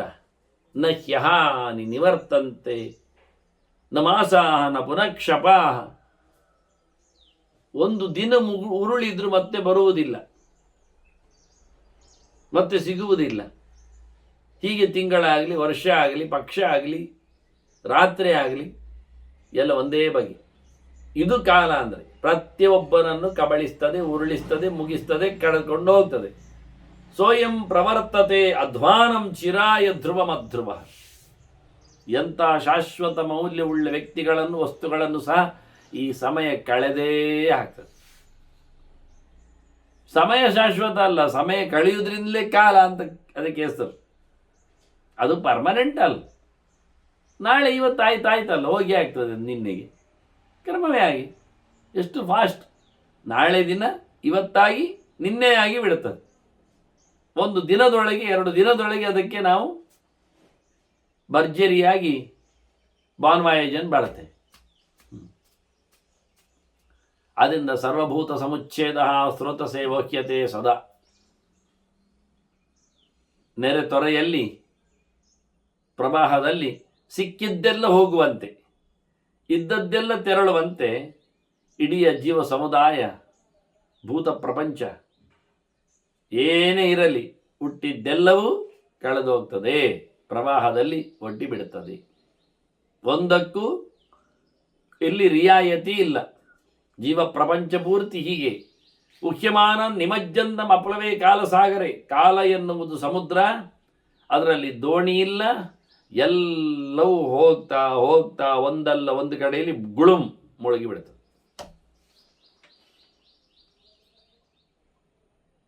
ಬಹಳ ಚೆನ್ನಾಗಿ ಕಾಲಸಾಗರದ ಬಗ್ಗೆ ಚಿಂತನೆ ಕೊಟ್ಟು, ಸಮುದ್ರದಲ್ಲಿ ದೋಣಿ ನಡೆಯುವುದಿಲ್ಲ ಅಂತ ಹೇಳಿಬಿಟ್ಟ. ಒಂದಲ್ಲ ಒಂದೆಡೆಯಲ್ಲಿ ಪ್ರವಾಹದಲ್ಲಿ ಓಡಿ ಬಂದದ್ದಂತೂ ಮುಳುಗಲೇಬೇಕು, ಮುಳುಗಿ ಬಿಡುತ್ತದೆ. ಜನ್ಮ ಮೃತ್ಯು ಮಹಾಗ್ರಾಹೇ ನಕಶ್ಚಿತ್ ಅತಿವರ್ತತೆ. ಹುಟ್ಟು ಸಾವುಗಳ ಈ ದೊಡ್ಡ ಮೊಸಳೆ ಈ ಕಾಲಸಾಗರದಲ್ಲಿ ಅತ್ಯಂದಿತ್ತ ಪಯಣ ಬೆಳೆಸುವಂಥದ್ದು ಯಾರ ಕೈಗೂ ಸಿಗುವುದಿಲ್ಲ. ಯಾರಿದನ್ನು ಮೊಸಳೆಯನ್ನು ಬಗ್ಗು ಬಡಿಯಲಿಕ್ಕೆ ದಾಟಿ ಬಿಡಲಿಕ್ಕೆ ಆಗುವುದೇ ಇಲ್ಲ. ಹಿಡ್ಕೊಂಡ್ಬಿಟ್ಟಿದೆ ಅದು. ನೈಮಾಸ್ತಿ ಕಶ್ಚಿತ್ ಭವತಿ ನಾಸೋ ಭವತಿ ಕಸ್ಯಚಿತ್. ಯಾರಿಗೆ ಯಾರುಂಟು ನಾವು ಹೇಳುದು. ನೈವ ಅಸ್ಯ ಕಶ್ಚಿತ್ ಭವತಿ, ಇವನಿಗೆ ಯಾರೂ ಇಲ್ಲ. ನಾಸೋ ಭವತಿ ಕಸ್ಯಚಿತ್, ಇವನು ಯಾರಿಗೂ ಅಲ್ಲ. ಒಂದಕ್ಕೊಂದು ಜೀವನಿಗೆ ಸಂಬಂಧ ಇಲ್ಲ ಇಲ್ಲಿ. ಆ ರೀತಿಯಾಗಿ ಪತಿ ಸಂಗತ ಮೇಮೇದಂ ದಾರೈಹಿ ಅನ್ಯೈಶ್ಚ ಬಂಧುಭಿಹಿ. ಮತ್ತಿದ್ದಾರಲ್ಲ ಹೆಂಡತಿ ಮಕ್ಕಳು, ಗಂಡನ ಮನೆಯವರು, ಗಂಡ, ಬಂಧು ಬಾಂಧವರು, ಬಂಧು ಮಿತ್ರರು, ಆಗುವವರು ಆಗದವರು, ಅನ್ಯರು, ಇನ್ನೊಬ್ಬರು, ಹಿರಿಯರು ಕಿರಿಯರು ಎಲ್ಲ ಬರ್ತಾರಲ್ಲ, ಕಿರಿಕಿರಿಯವರೆಲ್ಲ. ಅದೆಲ್ಲ ದಾರಿಯಲ್ಲಿ ಸಿಕ್ಕಿದ ಹಾಗೆ. ಪ್ರಯಾಣ ಮಾಡುವಾಗ ಪ್ರಯಾಣದಲ್ಲಿ ಬಸ್ ಹತ್ತುತ್ತಾನೆ, ಎಷ್ಟೋ ಜನ ಇರ್ತಾನೆ. ಹೋಗಿ ಕೂತಿರ್ತಾನೆ, ಎಷ್ಟೋ ಜನ ಹತ್ತುತ್ತಾರೆ. ಆದಾಗ ಇಳಿತಾನೆ, ಎಷ್ಟೋ ಜನ ತೆರಳ್ತಾರೆ. ಅವರೆಲ್ಲ ನಮ್ಮವರೇ, ಅಕ್ಕಪಕ್ಕದವರೇ ಅಷ್ಟೇ.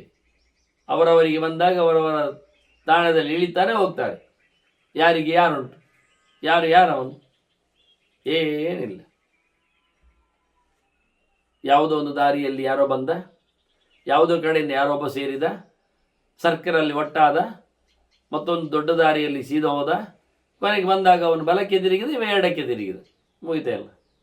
ಅವನ ಊರಿಗೆ ಅವ ಹೋದ, ಇವನ ಊರಿಗೆ ಇವನು ಹೋದ. ಅದನ್ನ ಎಲ್ಲಿಯೋ ಒಂದು ಕಡೆಯಲ್ಲಿ ಒಟ್ಟಾದ ಹಾಗೆ ಎಲ್ಲಿಯೋ ಒಂದು ಕಡೆಯಲ್ಲಿ ಬಿಟ್ಟು ಹೋಗ್ತಾರೆ. ಒಬ್ಬರಿಗೆ ಸಂಬಂಧವೇ ಇಲ್ಲ ಅಂತ ಯಾರೇ ಇರಲಿ ಅಂತ ಹೇಳಿಬಿಡ್ತಾನೆ. ಎಂಥ ಬಂಧುಗಳಾಗಲಿ ಅವ್ರು ಬಂದು ಹೋಗುವವರು, ಮತ್ತೇನಿಲ್ಲ, ಯಾರ ಸಂಬಂಧದಲ್ಲಿ. ನಾಯ ಅತ್ಯಂತ ಸಂವಾಸ ಲಬ್ಧಪೂರ್ವ ಹೀಗೇನಚಿತ್. ಇಷ್ಟರವರೆಗೆ ಯಾರಿಗೂ ಬಹಳ ಕಾಲದವರೆಗೆ ಒಟ್ಟಾಗಿರ್ಲಿಕ್ಕೆ ಬಂತು ಅಂತ ಇಲ್ಲವೇ ಇಲ್ಲ. ಈ ಮಾತುಗಳೆಲ್ಲ ಮೊದಲ ಬಾರಿಗೆ ಧರ್ಮರಾಜನಿಗೂ ಸಂದಿತ್ತು ಈ ಗೆರೆಗಳು. ಸ್ವಲ್ಪ ಇದೇ ಮುಖದಲ್ಲಿ ವೇದವ್ಯಾಸರು ಹೇಳಿದ್ದುಂಟು, ದೇವಸ್ಥಾನ ಹೇಳಿದ್ದುಂಟು, ಕೃಷ್ಣನು ತಿಳಿಸಿದ್ದಾನೆ. ಇದು ಶಾಂತಿ ಪರ್ವದ ಆರಂಭದ ಗೆರೆಗಳಾಗಿದ್ದವು ಬಂದಾಗ. ಆನಂತರ ಭೀಷ್ಮನಲ್ಲಿ ತೆರಳಿ ಕೇಳುವ ಅಂತೇಳಿ ಇವರು ಅಲ್ಲಿಂದ ಈಚೆಗೆ ಬಂದದ್ದು. ಹಸ್ತಿನವರೆಗೆ ಪ್ರವೇಶ ಮಾಡಿ ಮತ್ತೆ ಕೃಷ್ಣ ಎಲ್ಲ ಹೇಳಿ, ಹಾಗಾಗಿ ಈ ಗೆರೆಗಳೆಲ್ಲ ಸುಮಾರಾಗಿ ಹಿಂದೆ ಬಂದಿದೆ. ವೇದವ್ಯಾಸ ಮಾತುಗಳಲ್ಲೇ ಬಂದಿವೆ. ಆದರೆ ನಾನು ಆಗಲೂ ಹೇಳಿದ್ದೇನೆ ಕೆಲವು ಗೆರೆಗಳನ್ನು. ಆದರೆ ಹೀಗೆ ಶಾಂತಿ ಪರ್ವದ ಈ ಭೀಷ್ಮರ ಗೆರೆಗಳಂದಾಗ ಅದಕ್ಕಿಂತ ಹೆಚ್ಚು ಒತ್ತು ಕೊಟ್ಟು ಹೇಳ್ತಾನೆ, ಇಲ್ಲಿ ಯಾವಾಗಲೂ ಯಾರು ಸಹ ಬಹಳ ಸಮಯದವರೆಗೆ ಗಟ್ಟಿಮುಟ್ಟಾಗಿ ಯಾರೊಟ್ಟಿ ಇರಲಿಕ್ಕೆ ಬರುವುದಿಲ್ಲ. ಯಾರಿಗೂ ಅಂಥದ್ದು ಆಗಲಿಲ್ಲ. ಕಾಲೇನ ಜಾತಾ ಯಾತಾಹಿ ವಾಯುದೇವೊಬ್ರ ಸಂಚಯ ವಾಯುನೇವೊಬ್ರ ಸಂಚಯ. ಗಾಳಿ ಎಳೆದು ಹಾಕ್ತದಲ್ಲ ಮೋಡಗಳನ್ನು, ಹಾಗೆ ಯಾವ ಮೋಡಗಳನ್ನು ಎಲ್ಲಿ ಒಟ್ಟು ಮಾಡ್ತದೆ, ಯಾವ ಮೋಡಗಳನ್ನು ಎಲ್ಲಿ ದೂಡಿ ಬಿಡ್ತದೆ, ಯಾವ ಮೋಡಗಳನ್ನು ಎಲ್ಲಿ ಇಳಿಸಿ ಬಿಡ್ತದೆ ಎನ್ನುವುದು ಗಾಳಿಗೆ ಬಿಟ್ಟದು. ಆದ್ರಿಂದ ವಯ ಬಂಧನೆ ಅಂತ ಧಾತು ವಾಯುವಿಗೆ. ಆದ್ರಿಂದ ಬಂಧನ ಮಾಡಿದವೆ ಯಾರು? ಭಗವಂತ. ವಾಯೋ ಆಯಾಹಿ ದರ್ಶತೆ ಹೇಳಿಕೊಂಡು, ದರ್ಶತ ಮೇ ಸೋಮಾಹ ಅಲಂಕೃತ ಅಂತ ಹೇಳಿಕೊಂಡು ಬಹಳ ಚಂದವಾಗಿ ಭಗವಂತನನ್ನು ಕರೆದದ್ದುಂಟು. ಜ್ಞಾನಾನಂದಗಳ ತವರು ಆದ ಭಗವಂತ ಇಡೀ ಜಗತ್ತನ್ನು ಬಂಧಿಸಿದ್ದಾನೆ ತನ್ನ ಶಕ್ತಿಯಿಂದ. ಅದಕ್ಕೋಸ್ಕರ ವಾಯುನ, ಗಾಳಿಯನ್ನು ಅರ್ಥ ಮಾಡಿ ಪ್ರಾಣನನ್ನು ಅರ್ಥ ಮಾಡಲಿಕ್ಕೆ ಆಗ್ತದೆ. ಪ್ರಾಣನು ಈ ದೇಹದಲ್ಲಿ ನೂರಾರು ಕೊಂಡಿಗಳಿಂದ, ನಾಡಿಗಳಿಂದ ಬಂಧನದಲ್ಲಿಟ್ಟಿದ್ದ. ಹೀಗಾಗಿ ಬಹಳ ಚಂದವಾಗಿ ಇಬ್ಬರನ್ನು ತಿಳಿಸಲಿಕ್ಕೆ, ಅಷ್ಟೇ ಅಲ್ಲದೆ ದೇಹದೊಳಗಿನ ಸಂಚಾರದ ಉಸಿರುಗಾಳಿಯನ್ನು ನೆನಪಿಸಲಿಕ್ಕೆ, ಇದು ನಮ್ಮದು ಒಂದೊಂದು ಇಂದ್ರಿಯಗಳು, ದೇಹವನ್ನು ಹೊತ್ತಿರತಕ್ಕಂತಹ ಗುಡ್ಡೆಗಳು. ಗಾಳಿ ಸಂಚಾರ ಮಾಡಿದರೆ ಎಲ್ಲವೂ ಸಹಜ. ಒಂದೊಮ್ಮೆ ಅಲ್ಲಿಂದ ಗಾಳಿ ದೂಕಿ ಬಿಟ್ಟರೆ ಯಾವುದೂ ಇಲ್ಲ. ಹಾಗಾಗಿ ಕಳಚಿಕೊಳ್ಳಿಕ್ಕೆ, ಕಟ್ಟಿಕೊಳ್ಳಿಕ್ಕೆ ಪ್ರಾಣನಾಡಿಯೇ ಬಹಳಷ್ಟು ಕೆಲಸ ಮಾಡುವಂಥದ್ದು. ಆ ನೆಲೆಯಲ್ಲಿ ಲೋಕದ ಮೇಲೆ ಹರಡಿರುವ ಮೋಡಗಳ ರಾಶಿಗಳನ್ನು ಹೇಗೆ ಗಾಳಿ ಒಂದು ಮಾಡ್ತದೆ, ದೂರ ಮಾಡ್ತದೆ. ಒಟ್ಟಾದಾಗೆ ಕಾಣ್ತದೆ ಮೋಡಗಳು, ಬೇರೆ ಆದಾಗೆ ಕಾಣುತ್ತೆ ಮುಗಿಲಿನಲ್ಲಿ. ಹಾಗೆ ಇಲ್ಲಿ ಸಹ ಲೋಕದಲ್ಲಿ ಯಾವುದೋ ಒಂದು ಕಾಲದಲ್ಲಿ ಜನ ಬರ್ತಾರೆ, ಯಾವುದೋ ಕಾಲದಲ್ಲಿ ಜನ ಹೋಗ್ತಾರೆ. ಆ ಕಾಲದಲ್ಲಿ ಜನ ಒಟ್ಟಾದಾಗ ಆಗ್ತದೆ, ಅವನ ಕಾಲ ಇವನ ಕಾಲ ಒಟ್ಟಾಯಿತು, ಬೇರೆ ಆಯಿತು. ಜರಾ ಮೃತ್ಯು ಹಿ ಭೂತಾನಾಂ ಖಾದಿತಾರೋ ವೃಕಾವಿವ. ಎರಡು ತೋಳಗಳಂತೆ ಸಾವು ಮತ್ತೆ ಮುಪ್ಪು ಮನುಷ್ಯರನ್ನು ನುಂಗಿ ಹಾಕ್ತಾರೆ, ಮುಗಿಸಿ ಬಿಡ್ತಾರೆ, ಇಲ್ಲ ಮಾಡ್ತಾರೆ. ಯಾರಂತವರು? ಬಲಿನಾಂ ದುರ್ಬಲಾನಾಂಚ ಹ್ರಸ್ವಾನಾಂ ಮಹತಾಮಪಿ. ಎಂಥ ದೊಡ್ಡವನಿರಲಿ, ಎಂಥ ಸಣ್ಣವನಿರಲಿ, ಎಷ್ಟು ದಪ್ಪಗಿರಲಿ, ಎಷ್ಟು ತೆಳ್ಳಗಿರಲಿ, ಎಷ್ಟು ಬಲಿಷ್ಠನಿರಲಿ, ಎಷ್ಟು ದುರ್ಬಲನಿರಲಿ, ಇಲ್ಲಿ ಸಂಬಂಧವೇ ಇಲ್ಲ. ಯಾವುದೇ ವಿಷಯದಲ್ಲಿ ಕಾಲಕ್ಕೆ ಯಾವುದೂ ಎದುರಿಲ್ಲ. ಮುಪ್ಪು ಸಾವುಗಳಿಗೆ ಯಾವುದು ಆಗುವುದಿಲ್ಲ ಎದುರು. ಏವಂ ಭೂತೇಶು ಭೂತೇಶು ನಿತ್ಯ ಭೂತ ಧ್ರುವೇಶು ಚ. ಹೋಯಿತು ಹೋಯಿತು ಹೋಯ್ತೆ, ಹೋದವುಗಳೇ ಇರುವಾಗ, ಇರುವವುಗಳು ಹೋದವುಗಳೇ, ಹೋದವುಗಳು ಇರುವವುಗಳೇ ಆಗ. ಭೂತ ಅಂದರೆ ಹೋದವುಗಳು, ಭೂತ ಅಂದರೆ ಇರುವವುಗಳು, ಎಲ್ಲ ಎರಡು ಅರ್ಥ ಉಂಟು. ಅಂದರೆ ಇದ್ದವುಗಳೆಲ್ಲ ಹೋದವುಗಳಾಗ್ತವೆ. ಯಾಕೆ? ನಾಳೆ ಸೇರಿದಾಗ. ಕಾಲ ನಾಳೆ ಬಂತೋ, ಇವತ್ತುಂಟು ಹೇಳೋದಕ್ಕೆ ಏನು ಅರ್ಥ ಹೇಳೋದು? ನಿನ್ನೆ ಇತ್ತು ಅಂತ ಹೇಳ್ಬೇಕು. ಹೋಗಿ ಆಯ್ತು, ಅದು ಇವತ್ತಿನ ಕತೆ ಹೋಗಿ ಆಯ್ತು. ಅದನ್ನ ನಿತ್ಯ ಇರತಕ್ಕಂಥ ಶಾಶ್ವತವಾದ ಮೌಲ್ಯಗಳನ್ನು ಬೆಳೆದಿರತಕ್ಕಂಥ ಜೀವರಾದರೂ ದೇಹವನ್ನು ಹೊತ್ತದ್ದರಿಂದ ಹೋಗಿ ಹೋಗಿ ಆಯ್ತು, ಕಳಿಸಿಬಿಟ್ಟಾಯ್ತು. ಕಚಂಚ ಹೃಷ್ಯೇತ್ ಜಾತೇಶು ಮೃತೇಶು ಜನ ಸಂಜ್ವರೇತ್. ಆದ್ರಿಂದ ಹುಟ್ಟಿದ ತಕ್ಷಣ ಕುಣಿಯುವುದು ತಪ್ಪೆ, ಸತ್ತ ತಕ್ಷಣ ಅಳುವುದು ತಪ್ಪೆ. ಹೋಗ್ತದೆ ಬರ್ತದೆ, ಬರ್ತದೆ ಹೋಗ್ತದೆ. ಹುಟ್ಟಿದಾಗ ಅಳುವುದು ಸಮ ಇಲ್ಲ, ಸತ್ತಾಗ ಕುಣಿಯುವುದು ಸರಿಯಲ್ಲ. ಹೋದದ್ದು ಬರಲಿಕ್ಕುಂಟು, ಬಂದದ್ದು ಹೋಗ್ಲಿಕ್ಕುಂಟು. ಆದ್ದರಿಂದ ಇದು ನಿರಂತರವಾದಂತಹ ಕಾಲದ ಕತೆ ಅಂತಾರೆ. ಬಂದದ್ದೆಲ್ಲಿ, ಇರುವುದೆಲ್ಲಿ, ಹೋಗುವುದೆಡೆಗೆ, ಯಾರೇನು, ಯಾರವನು, ಎಲ್ಲಿ ಆಗ್ತದೆ. ಕಸ್ಮಿನ್ ಸ್ಥಿತಃ ಕುತೋಹಮಾಗತಃ ಕೋಸ್ಮಿ ಕೊಗಮಿಷ್ಯಾಮಿ ಕಸ್ಯವ. ಎಲ್ಲಿಂದ ಬಂದೆ, ಯಾರಿದ್ದೇನೆ, ಎಲ್ಲಿಗೆ ತೆರಳುತ್ತೇನೆ, ಯಾರವನು ನಾನು, ಕಸ್ಮಿನ್ ಸ್ಥಿತಃ ಎಲ್ಲಿ, ಯಾರ ನೆನಪಿನಲ್ಲಿ, ಯಾರ ಆಸರೆಯಲ್ಲಿ ನನ್ನ ಅಸ್ತಿತ್ವ. ಭವಿತ ಇನ್ನೆಲ್ಲಿ ಬರ್ತೇನೆ, ಇನ್ನೆಲ್ಲಿ ಬರ್ತೇನೆ ಅದು ಗೊತ್ತುಂಟ. ಕಸ್ಮಾತ್ ಯಾಕೆ ಬರ್ತೇನೆ ಅದು ಗೊತ್ತುಂಟ. ಏನು ಕಿಮನು ಶೋಚಿಸಿ. ಹಾಗಾಗಿ ಎಂಥದಕ್ಕೆಂದು ಅಳುವುದು, ಯೋಚಿಸುವುದು, ಎಂಥದ್ದು ಗೊತ್ತಿಲ್ಲ, ಏನೂ ಆಗುವುದಿಲ್ಲ. ಸ್ವರ್ಗ ಉಂಟು, ನರಕ ಹೋಯಿತು. ಯಾರು ಮಾರಾಯ ದ್ರಷ್ಟ ಸ್ವರ್ಗಸ್ಯ ನಕ್ಕಿ ಅಸ್ತಿ ತಥೈವ ನರಕಸ್ಯ ಚ. ಇಲ್ಲಿ ಯಾರದು ಸ್ವರ್ಗ ನೋಡಿದವರಿದ್ದಾರ, ನರಕ ನೋಡಿದವರಿದ್ದಾರ? ಇಲ್ಲಿ ಏನಿಲ್ಲ. ಮತ್ತೆ ಹೇಳಿದ್ದಾರೆ ಮಾಡಬೇಕು. ಆಗಮಾಂಸ್ತು ಅನತಿಕ್ರಮ್ಯ ದದ್ಯಾಚೈವ ಯದೇ ಚಚ. ಶಾಸ್ತ್ರದಲ್ಲಿ ಹೇಳಿದ ಹಾಗೆ ನಡೆಯಬೇಕು ಎನ್ನುವುದಷ್ಟೇ ತಾತ್ಪರ್ಯ, ಮತ್ತೆಂಥದೂ ಇಲ್ಲ. ಆಗುವಂಥದ್ದು ಮತ್ತೆ ಯಜ್ಞದಾನ ತಪಕರ್ಮ ಅತ್ಯಾಜ್ಯ ಹೇಳಿದನ್ನೇ ಇಲ್ಲೇ ಉಲ್ಲೇಖ ಮಾಡಿದ್ದು. ದದ್ಯಾಚೈವ ಯದೇ ಚಚ. ಆಗಮಾಂಸ್ತು ಅನತಿಕ್ರಮ್ಯ. ಆಗಮಗಳು ಅಂದರೆ ಶುದ್ಧವಾದ ಚಿಂತನೆಗಳನ್ನು ಕೊಟ್ಟಿರೋ, ಶಾಸ್ತ್ರಗಳನ್ನು ಬಿಡದೆ, ತಪ್ಪಿಸದೆ. ಇದು ತಿಳಿಬೇಕಾದ್ರೆ ಓದೋದೇ ಆಗುವುದಿಲ್ಲ. ಅದನ್ನು ಓದುವುದನ್ನು ಹೇಳಬೇಕಾಗಿಲ್ಲ. ಯಜ್ಞ ಮಾಡಲಿಕ್ಕೆ ಗೊತ್ತಾಗಬೇಕಾದ್ರೂ ಅಧ್ಯಯನ ಅಧ್ಯಯನ ಮಾಡಲಿಕ್ಕೆ ಉಂಟಿಂದ ಅಧ್ಯಯನ ಆಗ್ತದೆ. ಈಗ ಬಹಳ ಚಂದವಾಗಿ ಪಂಚಶಿಖ ಜನಕನಿಗೆ ಉಪದೇಶವನ್ನು ಕೊಟ್ಟ. ಧರ್ಮರಾಜ ಕೇಳ್ತಾನೆ, ಅಲ್ಲಯ್ಯ ಇರಲಿ ಬಿಡು, ಸಾಯುವ ಕತೆ ಬಿಡುವ, ಬದುಕಿನಲ್ಲಿ ಗಮ್ಮತ್ತು ಮಾಡಿದ್ದುಂಟ ಏನು ಅಂತ. ಅಪರಿತ್ಯಜ್ಯ ಗಾರಸ್ಥ್ಯಂ ಕುರು ರಾಜರ್ಷಿ ಸತ್ತಮ ಪ್ರಾಪ್ತ ಭೂಪತಿ ಸಿದ್ಧಿಂ ಮೋಕ್ಷದತ್ವಂ ಪದಸ್ವಾಮಿ. ಈ ನೆಲದಲ್ಲಿ ಮನೆಯ ಮದುಕನ್ನು ಮಾಡಿಕೊಂಡು ಈಗ ಬಿಟ್ಟು ಹೋಗ್ಲಿಕ್ಕೆ ಇಷ್ಟ ಇಲ್ಲ, ಯಾಕೆ ಅವನಿಗೆ ಎಲ್ಲ ಮಾಡಿಕೊಂಡಿದ್ದಾನೆ ಅಂತ. ಹಾಗಿರುವಾಗ ಒಬ್ಬ ಗೃಹಸ್ಥನಾಗಿ ಇರುವವ ತನ್ನ ಗಾರಸ್ಥ್ಯವನ್ನು ಬಿಡದೆ ಮನೆ ಮಂದಿ ವಾರ್ತೆ ಮಠ ಮಾರುಗಳನ್ನೆಲ್ಲ ಇಟ್ಟುಕೊಂಡೇ ಅವನು ಎಲ್ಲಿಯಾದರೂ ರಾಜನಾದವ ಅಂದರೆ ಅವನ ಬಗ್ಗೆ ಯೋಚನೆ ಮಾಡ್ತಾನವ. ಸಿದ್ಧಿಯನ್ನು ಪಡೆದದ್ದುಂಟ, ಮೋಕ್ಷವನ್ನು ಅರಿದದ್ದುಂಟ, ನಾನು ಕೇಳು ಅಂತವನಿದ್ದ. ಅಲ್ಲಿಗೆ ಹೋಗ್ಬೇಕಾದ್ರೆ ಬಿಟ್ಟು ಹೋಗ್ಬೇಕು, ಇಲ್ಲಿರ್ಬೇಕಾದ್ರೆ ಅದು ಬಿಡಬೇಕು, ಈಗ ಕರ್ಮ ಅಲ್ವಾ ಅಂತಾನೆ. ಇಲ್ಲಿದ್ದರೆ ಅದು ಬೇಡ, ಅದು ಬೇಕಿದ್ದರೆ ಇಲ್ಲಿ ಬೇಡ. ಅದನ್ನು ಮೋಕ್ಷದೆಡೆಗೆ ಸಾಗಬೇಕಾದರೆ ರಾಜ್ಯದಲ್ಲಿ ತಿರುಗುವುದಲ್ಲ. ಹಾಗಾಗಿ ರಾಜ್ಯದಲ್ಲಿದ್ದುಕೊಂಡೇ ಮೋಕ್ಷದೆಡೆಗೆ ತೆರಳಿದವನ ಕತೆ ಉಂಟಾ?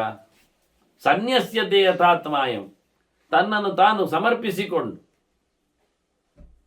ಮನಸ್ಸನ್ನು ಸನ್ಯಾಸರಿಗೆ ವಾಲಿಸಿ ದೇಹವನ್ನು ಸನ್ಯಸ್ತನನ್ನಾಗಿಸಿ ಲೋಕವನ್ನು ಚೆನ್ನಾಗಿ ದುಡಿಸಿಕೊಂಡು ಎಂಥದ್ದು ಮಾರ್ಯಾರೆ ತನ್ಮೇ ಬ್ರೂಹಿ ಪಿತಾಮ, ಇದೊಂದು ಹೇಳಿ ಅಜ್ಜ ಅಂತ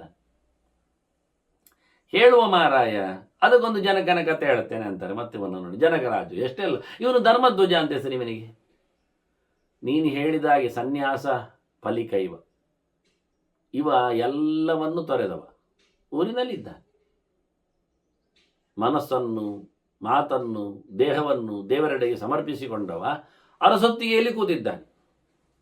ಛತ್ರ ಚಾಮರ ವ್ಯಜನ ಪರ್ಯಂಕ ಭೃತ್ಯ ಸೊತ್ತು ಎಲ್ಲ ಉಂಟು.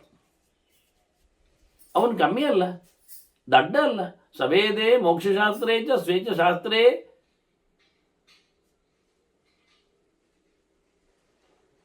ತನ್ನಲ್ಲಿಯೂ ಸಹ ಎಲ್ಲ ಶಾಸ್ತ್ರಗಳಲ್ಲಿಯೂ ಸಹ ಕೃತಶ್ರಮ ಪಳಗಿದವ, ಕೆಲಸ ಮಾಡಿದವ. ಇಂದ್ರಿಯಾಣಿ ಸಮಾಧಾಯ ಶಶಾಸ ವಸುಧಾಮಿಮಾಂ, ಈ ನೆಲವನ್ನು ಬಹಳ ಚೆನ್ನಾಗಿ ನೋಡಿಕೊಂಡ. ಒಂದು ಚೂರು ಇಂದ್ರಿಯಗಳಿಗೆ ತಾನು ದಾಸನಾಗಲಿಲ್ಲ, ಬದ್ಧನಾಗಲಿಲ್ಲ, ಸೋತ್ಕೊಂಡಿಲ್ಲ. ಅಂಥ ನಮೂನೆಯವ. ಊರೆಲ್ಲ ಗೊತ್ತವನು. ಎಷ್ಟೋ ಜನ ಸಾಧುಗಳು ಸಂತವರೆಲ್ಲವನ ಅಲ್ಲಿಗೆ ಬಂದಿದ್ದಾರೆ. ಅವನ ಕತೆ ಕೇಳಿ, ಏನು ಇಲ್ಲದ ರಾಜ ಎನ್ನುವ ನೆಲೆಯಲ್ಲಿ ಎಲ್ಲವನ್ನು ತೊರೆದು ದೇಶವನ್ನು ನೋಡಿಕೊಳ್ಳುವ ಎನ್ನುವ ಹಿನ್ನೆಲೆಯಲ್ಲಿ ಎಲ್ಲ ಇದೆ, ಸಂಬಂಧ ಇಲ್ಲದಾಗಿದ್ದ. ಈ ವಿಷಯ ಒಬ್ಬಳು ಭಿಕ್ಷುಕಿಗೆ ಗೊತ್ತಾಯಿತು. ಅವಳು ಸುಲಭ ಅನ್ನುವವಳು. ಅವಳು ಯೋಚನೆ ಮಾಡಿಲ್ಲ, ಇವನು ಗ್ಯಾರಂಟಿ ಹೌದಾ ಅಲ್ವಾ, ಜನರು ಹೇಳುವಂತೆ ಇದ್ದಾನೆ ಇಲ್ವಾ, ಎಲ್ಲ ತೊರೆದು ಎಲ್ಲ ಇದ್ದಾಗಿದ್ದದ್ದು ಹೌದಾ ಅಲ್ಲವಾ ಅಂತ ತಾನೇ ಪರೀಕ್ಷೆ ಮಾಡಿ ನೋಡಬೇಕು ಹೇಳಿ ಅವಳು ತನ್ನ ಯೋಗದ ಸಾಮರ್ಥ್ಯದಿಂದ ಚಂದದ ಹುಡುಗಿಯಾಗಿ ಅವನ ಊರಿಗೆ ಬಂದು ನೋಡಿದ. ಇವ ಕೇಳಿದ, ಮಾತಾಡಿಸಿದ. ಇವ ಯಾರಿವಳು, ಎಲ್ಲಿಂದ ಬಂದವಳು, ಯಾಕೆ ಬಂದದ್ದು, ಏನಿವಳ ಗೌಜಿ ಅಂತ ಹೇಳಿಕೊಂಡು ಕೇಯಂ ಕಸ್ಯ ಕುತೋವೇತಿ ಬಭುವ ಆಗತ ವಿಸ್ಮಯ, ಆಶ್ಚರ್ಯದಿಂದ ಕೇಳಿ ತಥೋಸ್ಯಾಹ ಸ್ವಾಗತಂ ಕೃತ್ವ ವ್ಯಾದಿಶ್ಯ ಚ ವರಾಸನಂ, ಬರ್ಲಿಕ್ಕೆ ಹೇಳಿದ, ನೆಲೆಗೊಳಿಸಿದ, ಪೂಜಿತಾಂ ಪಾದ ಶೌಚೇನ, ಕಾಲು ತೊಳೆಯಿಸಿದ, ಊಟ ಮಾಡಿಸಿದ, ವರಾನ್ನೇನ ತರ್ಪಯತ್, ಭಿಕ್ಷೆಯನ್ನಾಕಿದ. ಎರಡು ಭಿಕ್ಷುಕಿ ಅಂತ ಹೇಳಿಕೊಂಡೇ ಬಂದಿದ್ದಾರೆ. ಗೌಜಿ ಬಹಳ ಚಂದ ವೇಷ ಹಾಕೊಂಡೆಲ್ಲ ಬಂದಿದ್ದಾರೆ. ಮತ್ತೆ ರಾಜ ಮಾತಾಡಿಸಿದ, ತಾನೇ ಅಲ್ಲ ಮಂತ್ರಿಗಳನ್ನು ತಾನು ರಾಜ ಮಂತ್ರಿಭೀರ್ವೃತಃ ಎಲ್ಲ ಮಂತ್ರಿಗಳ ಜೊತೆಯಲ್ಲಿ ನಿಂತು ಸರ್ವಭಾಷ್ಯ ವಿಧಾಂ ಮಧ್ಯೆ ಚೋದಯಾಮಾಸ ಭಿಕ್ಷುಕಿ, ಎಲ್ಲ ವಿಷಯ ತಿಳಿದವರ ನಡುವೆ ಆಕೆಯನ್ನು ಮಾತಾಡಿಸ್ಲಿಕ್ಕೆ ಬಿಟ್ಟ. ಅಂದರೆ ಅವಳು ಮಾತಾಡಿದ ಯಾರಿಗಾದರೂ ಏನಾದರೂ ಗೊತ್ತಾಗದೆ ಹೋದರೆ ಹೇಳಲಿಕ್ಕೆ ಅಂತ ಗೊತ್ತಾದವರನ್ನೆಲ್ಲ ಹಾಕಿಕೊಂಡು. ಇದು ಬಾಯಿ ಬಿಡಿಸುವ ವಿಧಾನಗಳ ಕಥೆಗಳು ನೋಡಿ ಹೇಗೆ. ಸರ್ವಭಾಷ್ಯ ವಿಧಾಂ ಮಧ್ಯೆ, ಯಾವ ತತ್ವಶಾಸ್ತ್ರಗಳ ಚಿಂತನೆಯಲ್ಲಿ ನೆಲೆಗೊಂಡಿದ್ದರೂ ಅವರೆಲ್ಲ ಉತ್ತರಿಸುವಂತೆ, ಕೇಳಿಕೊಳ್ಳುವಂತೆ, ಇವಳನ್ನು ಹೇಳಿಕೊಂಡದ್ದನ್ನು ಅರ್ಥ ಮಾಡಿಸಿಕೊಳ್ಳುವಂತೆ ಆಗುವಾಗೆ ಅವಳನ್ನು ಮಾತಾಡಿಸಲಿಕ್ಕೆ ನಿಂತ. ಈಕೆ ಇನ್ನೂ ಬುದ್ಧಿವಂತಳು, ಇವಳು ಯೋಗದ ಸಾಮರ್ಥ್ಯ ಇದ್ದದ್ದರಿಂದ ರಾಜನನ್ನು ಕಣ್ಣಿಗೆ ಕಣ್ಣಿಟ್ಟು ನೋಡಿಕೊಂಡು ರಾಜನೊಳಗೆ ಪ್ರವೇಶ ಮಾಡ್ತಾಳವಳು. ಯೋಗಬಂಧೈರ್ ಭವಂತಹ ಆತನನ್ನು ವಶಕ್ಕೆ ಪಡೆದುಗಳು. ರಾಜಕಮ್ಮಿಯ ಅವನು ಭಾರಿ ಜೋರಿನವನೇ, ಅವನು ಯೋಗಾಭ್ಯಾಸಿ, ಅವನಿಗೂ ಅರ್ಥ ಇದೆ. ಅವನು ಇದನ್ನು ಗಮನಿಸಿಕೊಂಡು ಪ್ರತಿ ಜಗ್ರ ಭಾವೇನ ಭಾಮವಸ್ಯ, ಇವಳು ಎಂತ ಮಾಡ್ತಾ ಇದ್ದಾಳೆ ಎನ್ನುವುದನ್ನು ಅವನು ಗಮನಿಸಿದ್ಬಿಟ್ಟ. ಅವಳನ್ನು ಇವ ಕ್ಯಾಚ್ ಮಾಡಿದ, ಅವಳನ್ನು ಬಂಧನ ಮಾಡಿದಿವ. ಹೀಗೆ ಇಬ್ಬರು ಯೋಗ ಬಂಧಿತರಾಗಿದ್ದಾರೆ.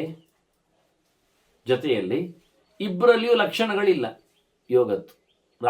ರಾಜನಾಗಿ ಮೆರೀತಾ ಇದ್ದಾನೆ, ಅವನಲ್ಲಿ ಯಾವುದೇ ಪ್ರಕಾರವಾದಂಥ ಎಲ್ಲವನ್ನು ತೊರೆದ ಸನ್ಯಾಸದ ಯಾವುದೇ ಕುರುಹು ಕಾಣ್ತಾ ಇಲ್ಲ.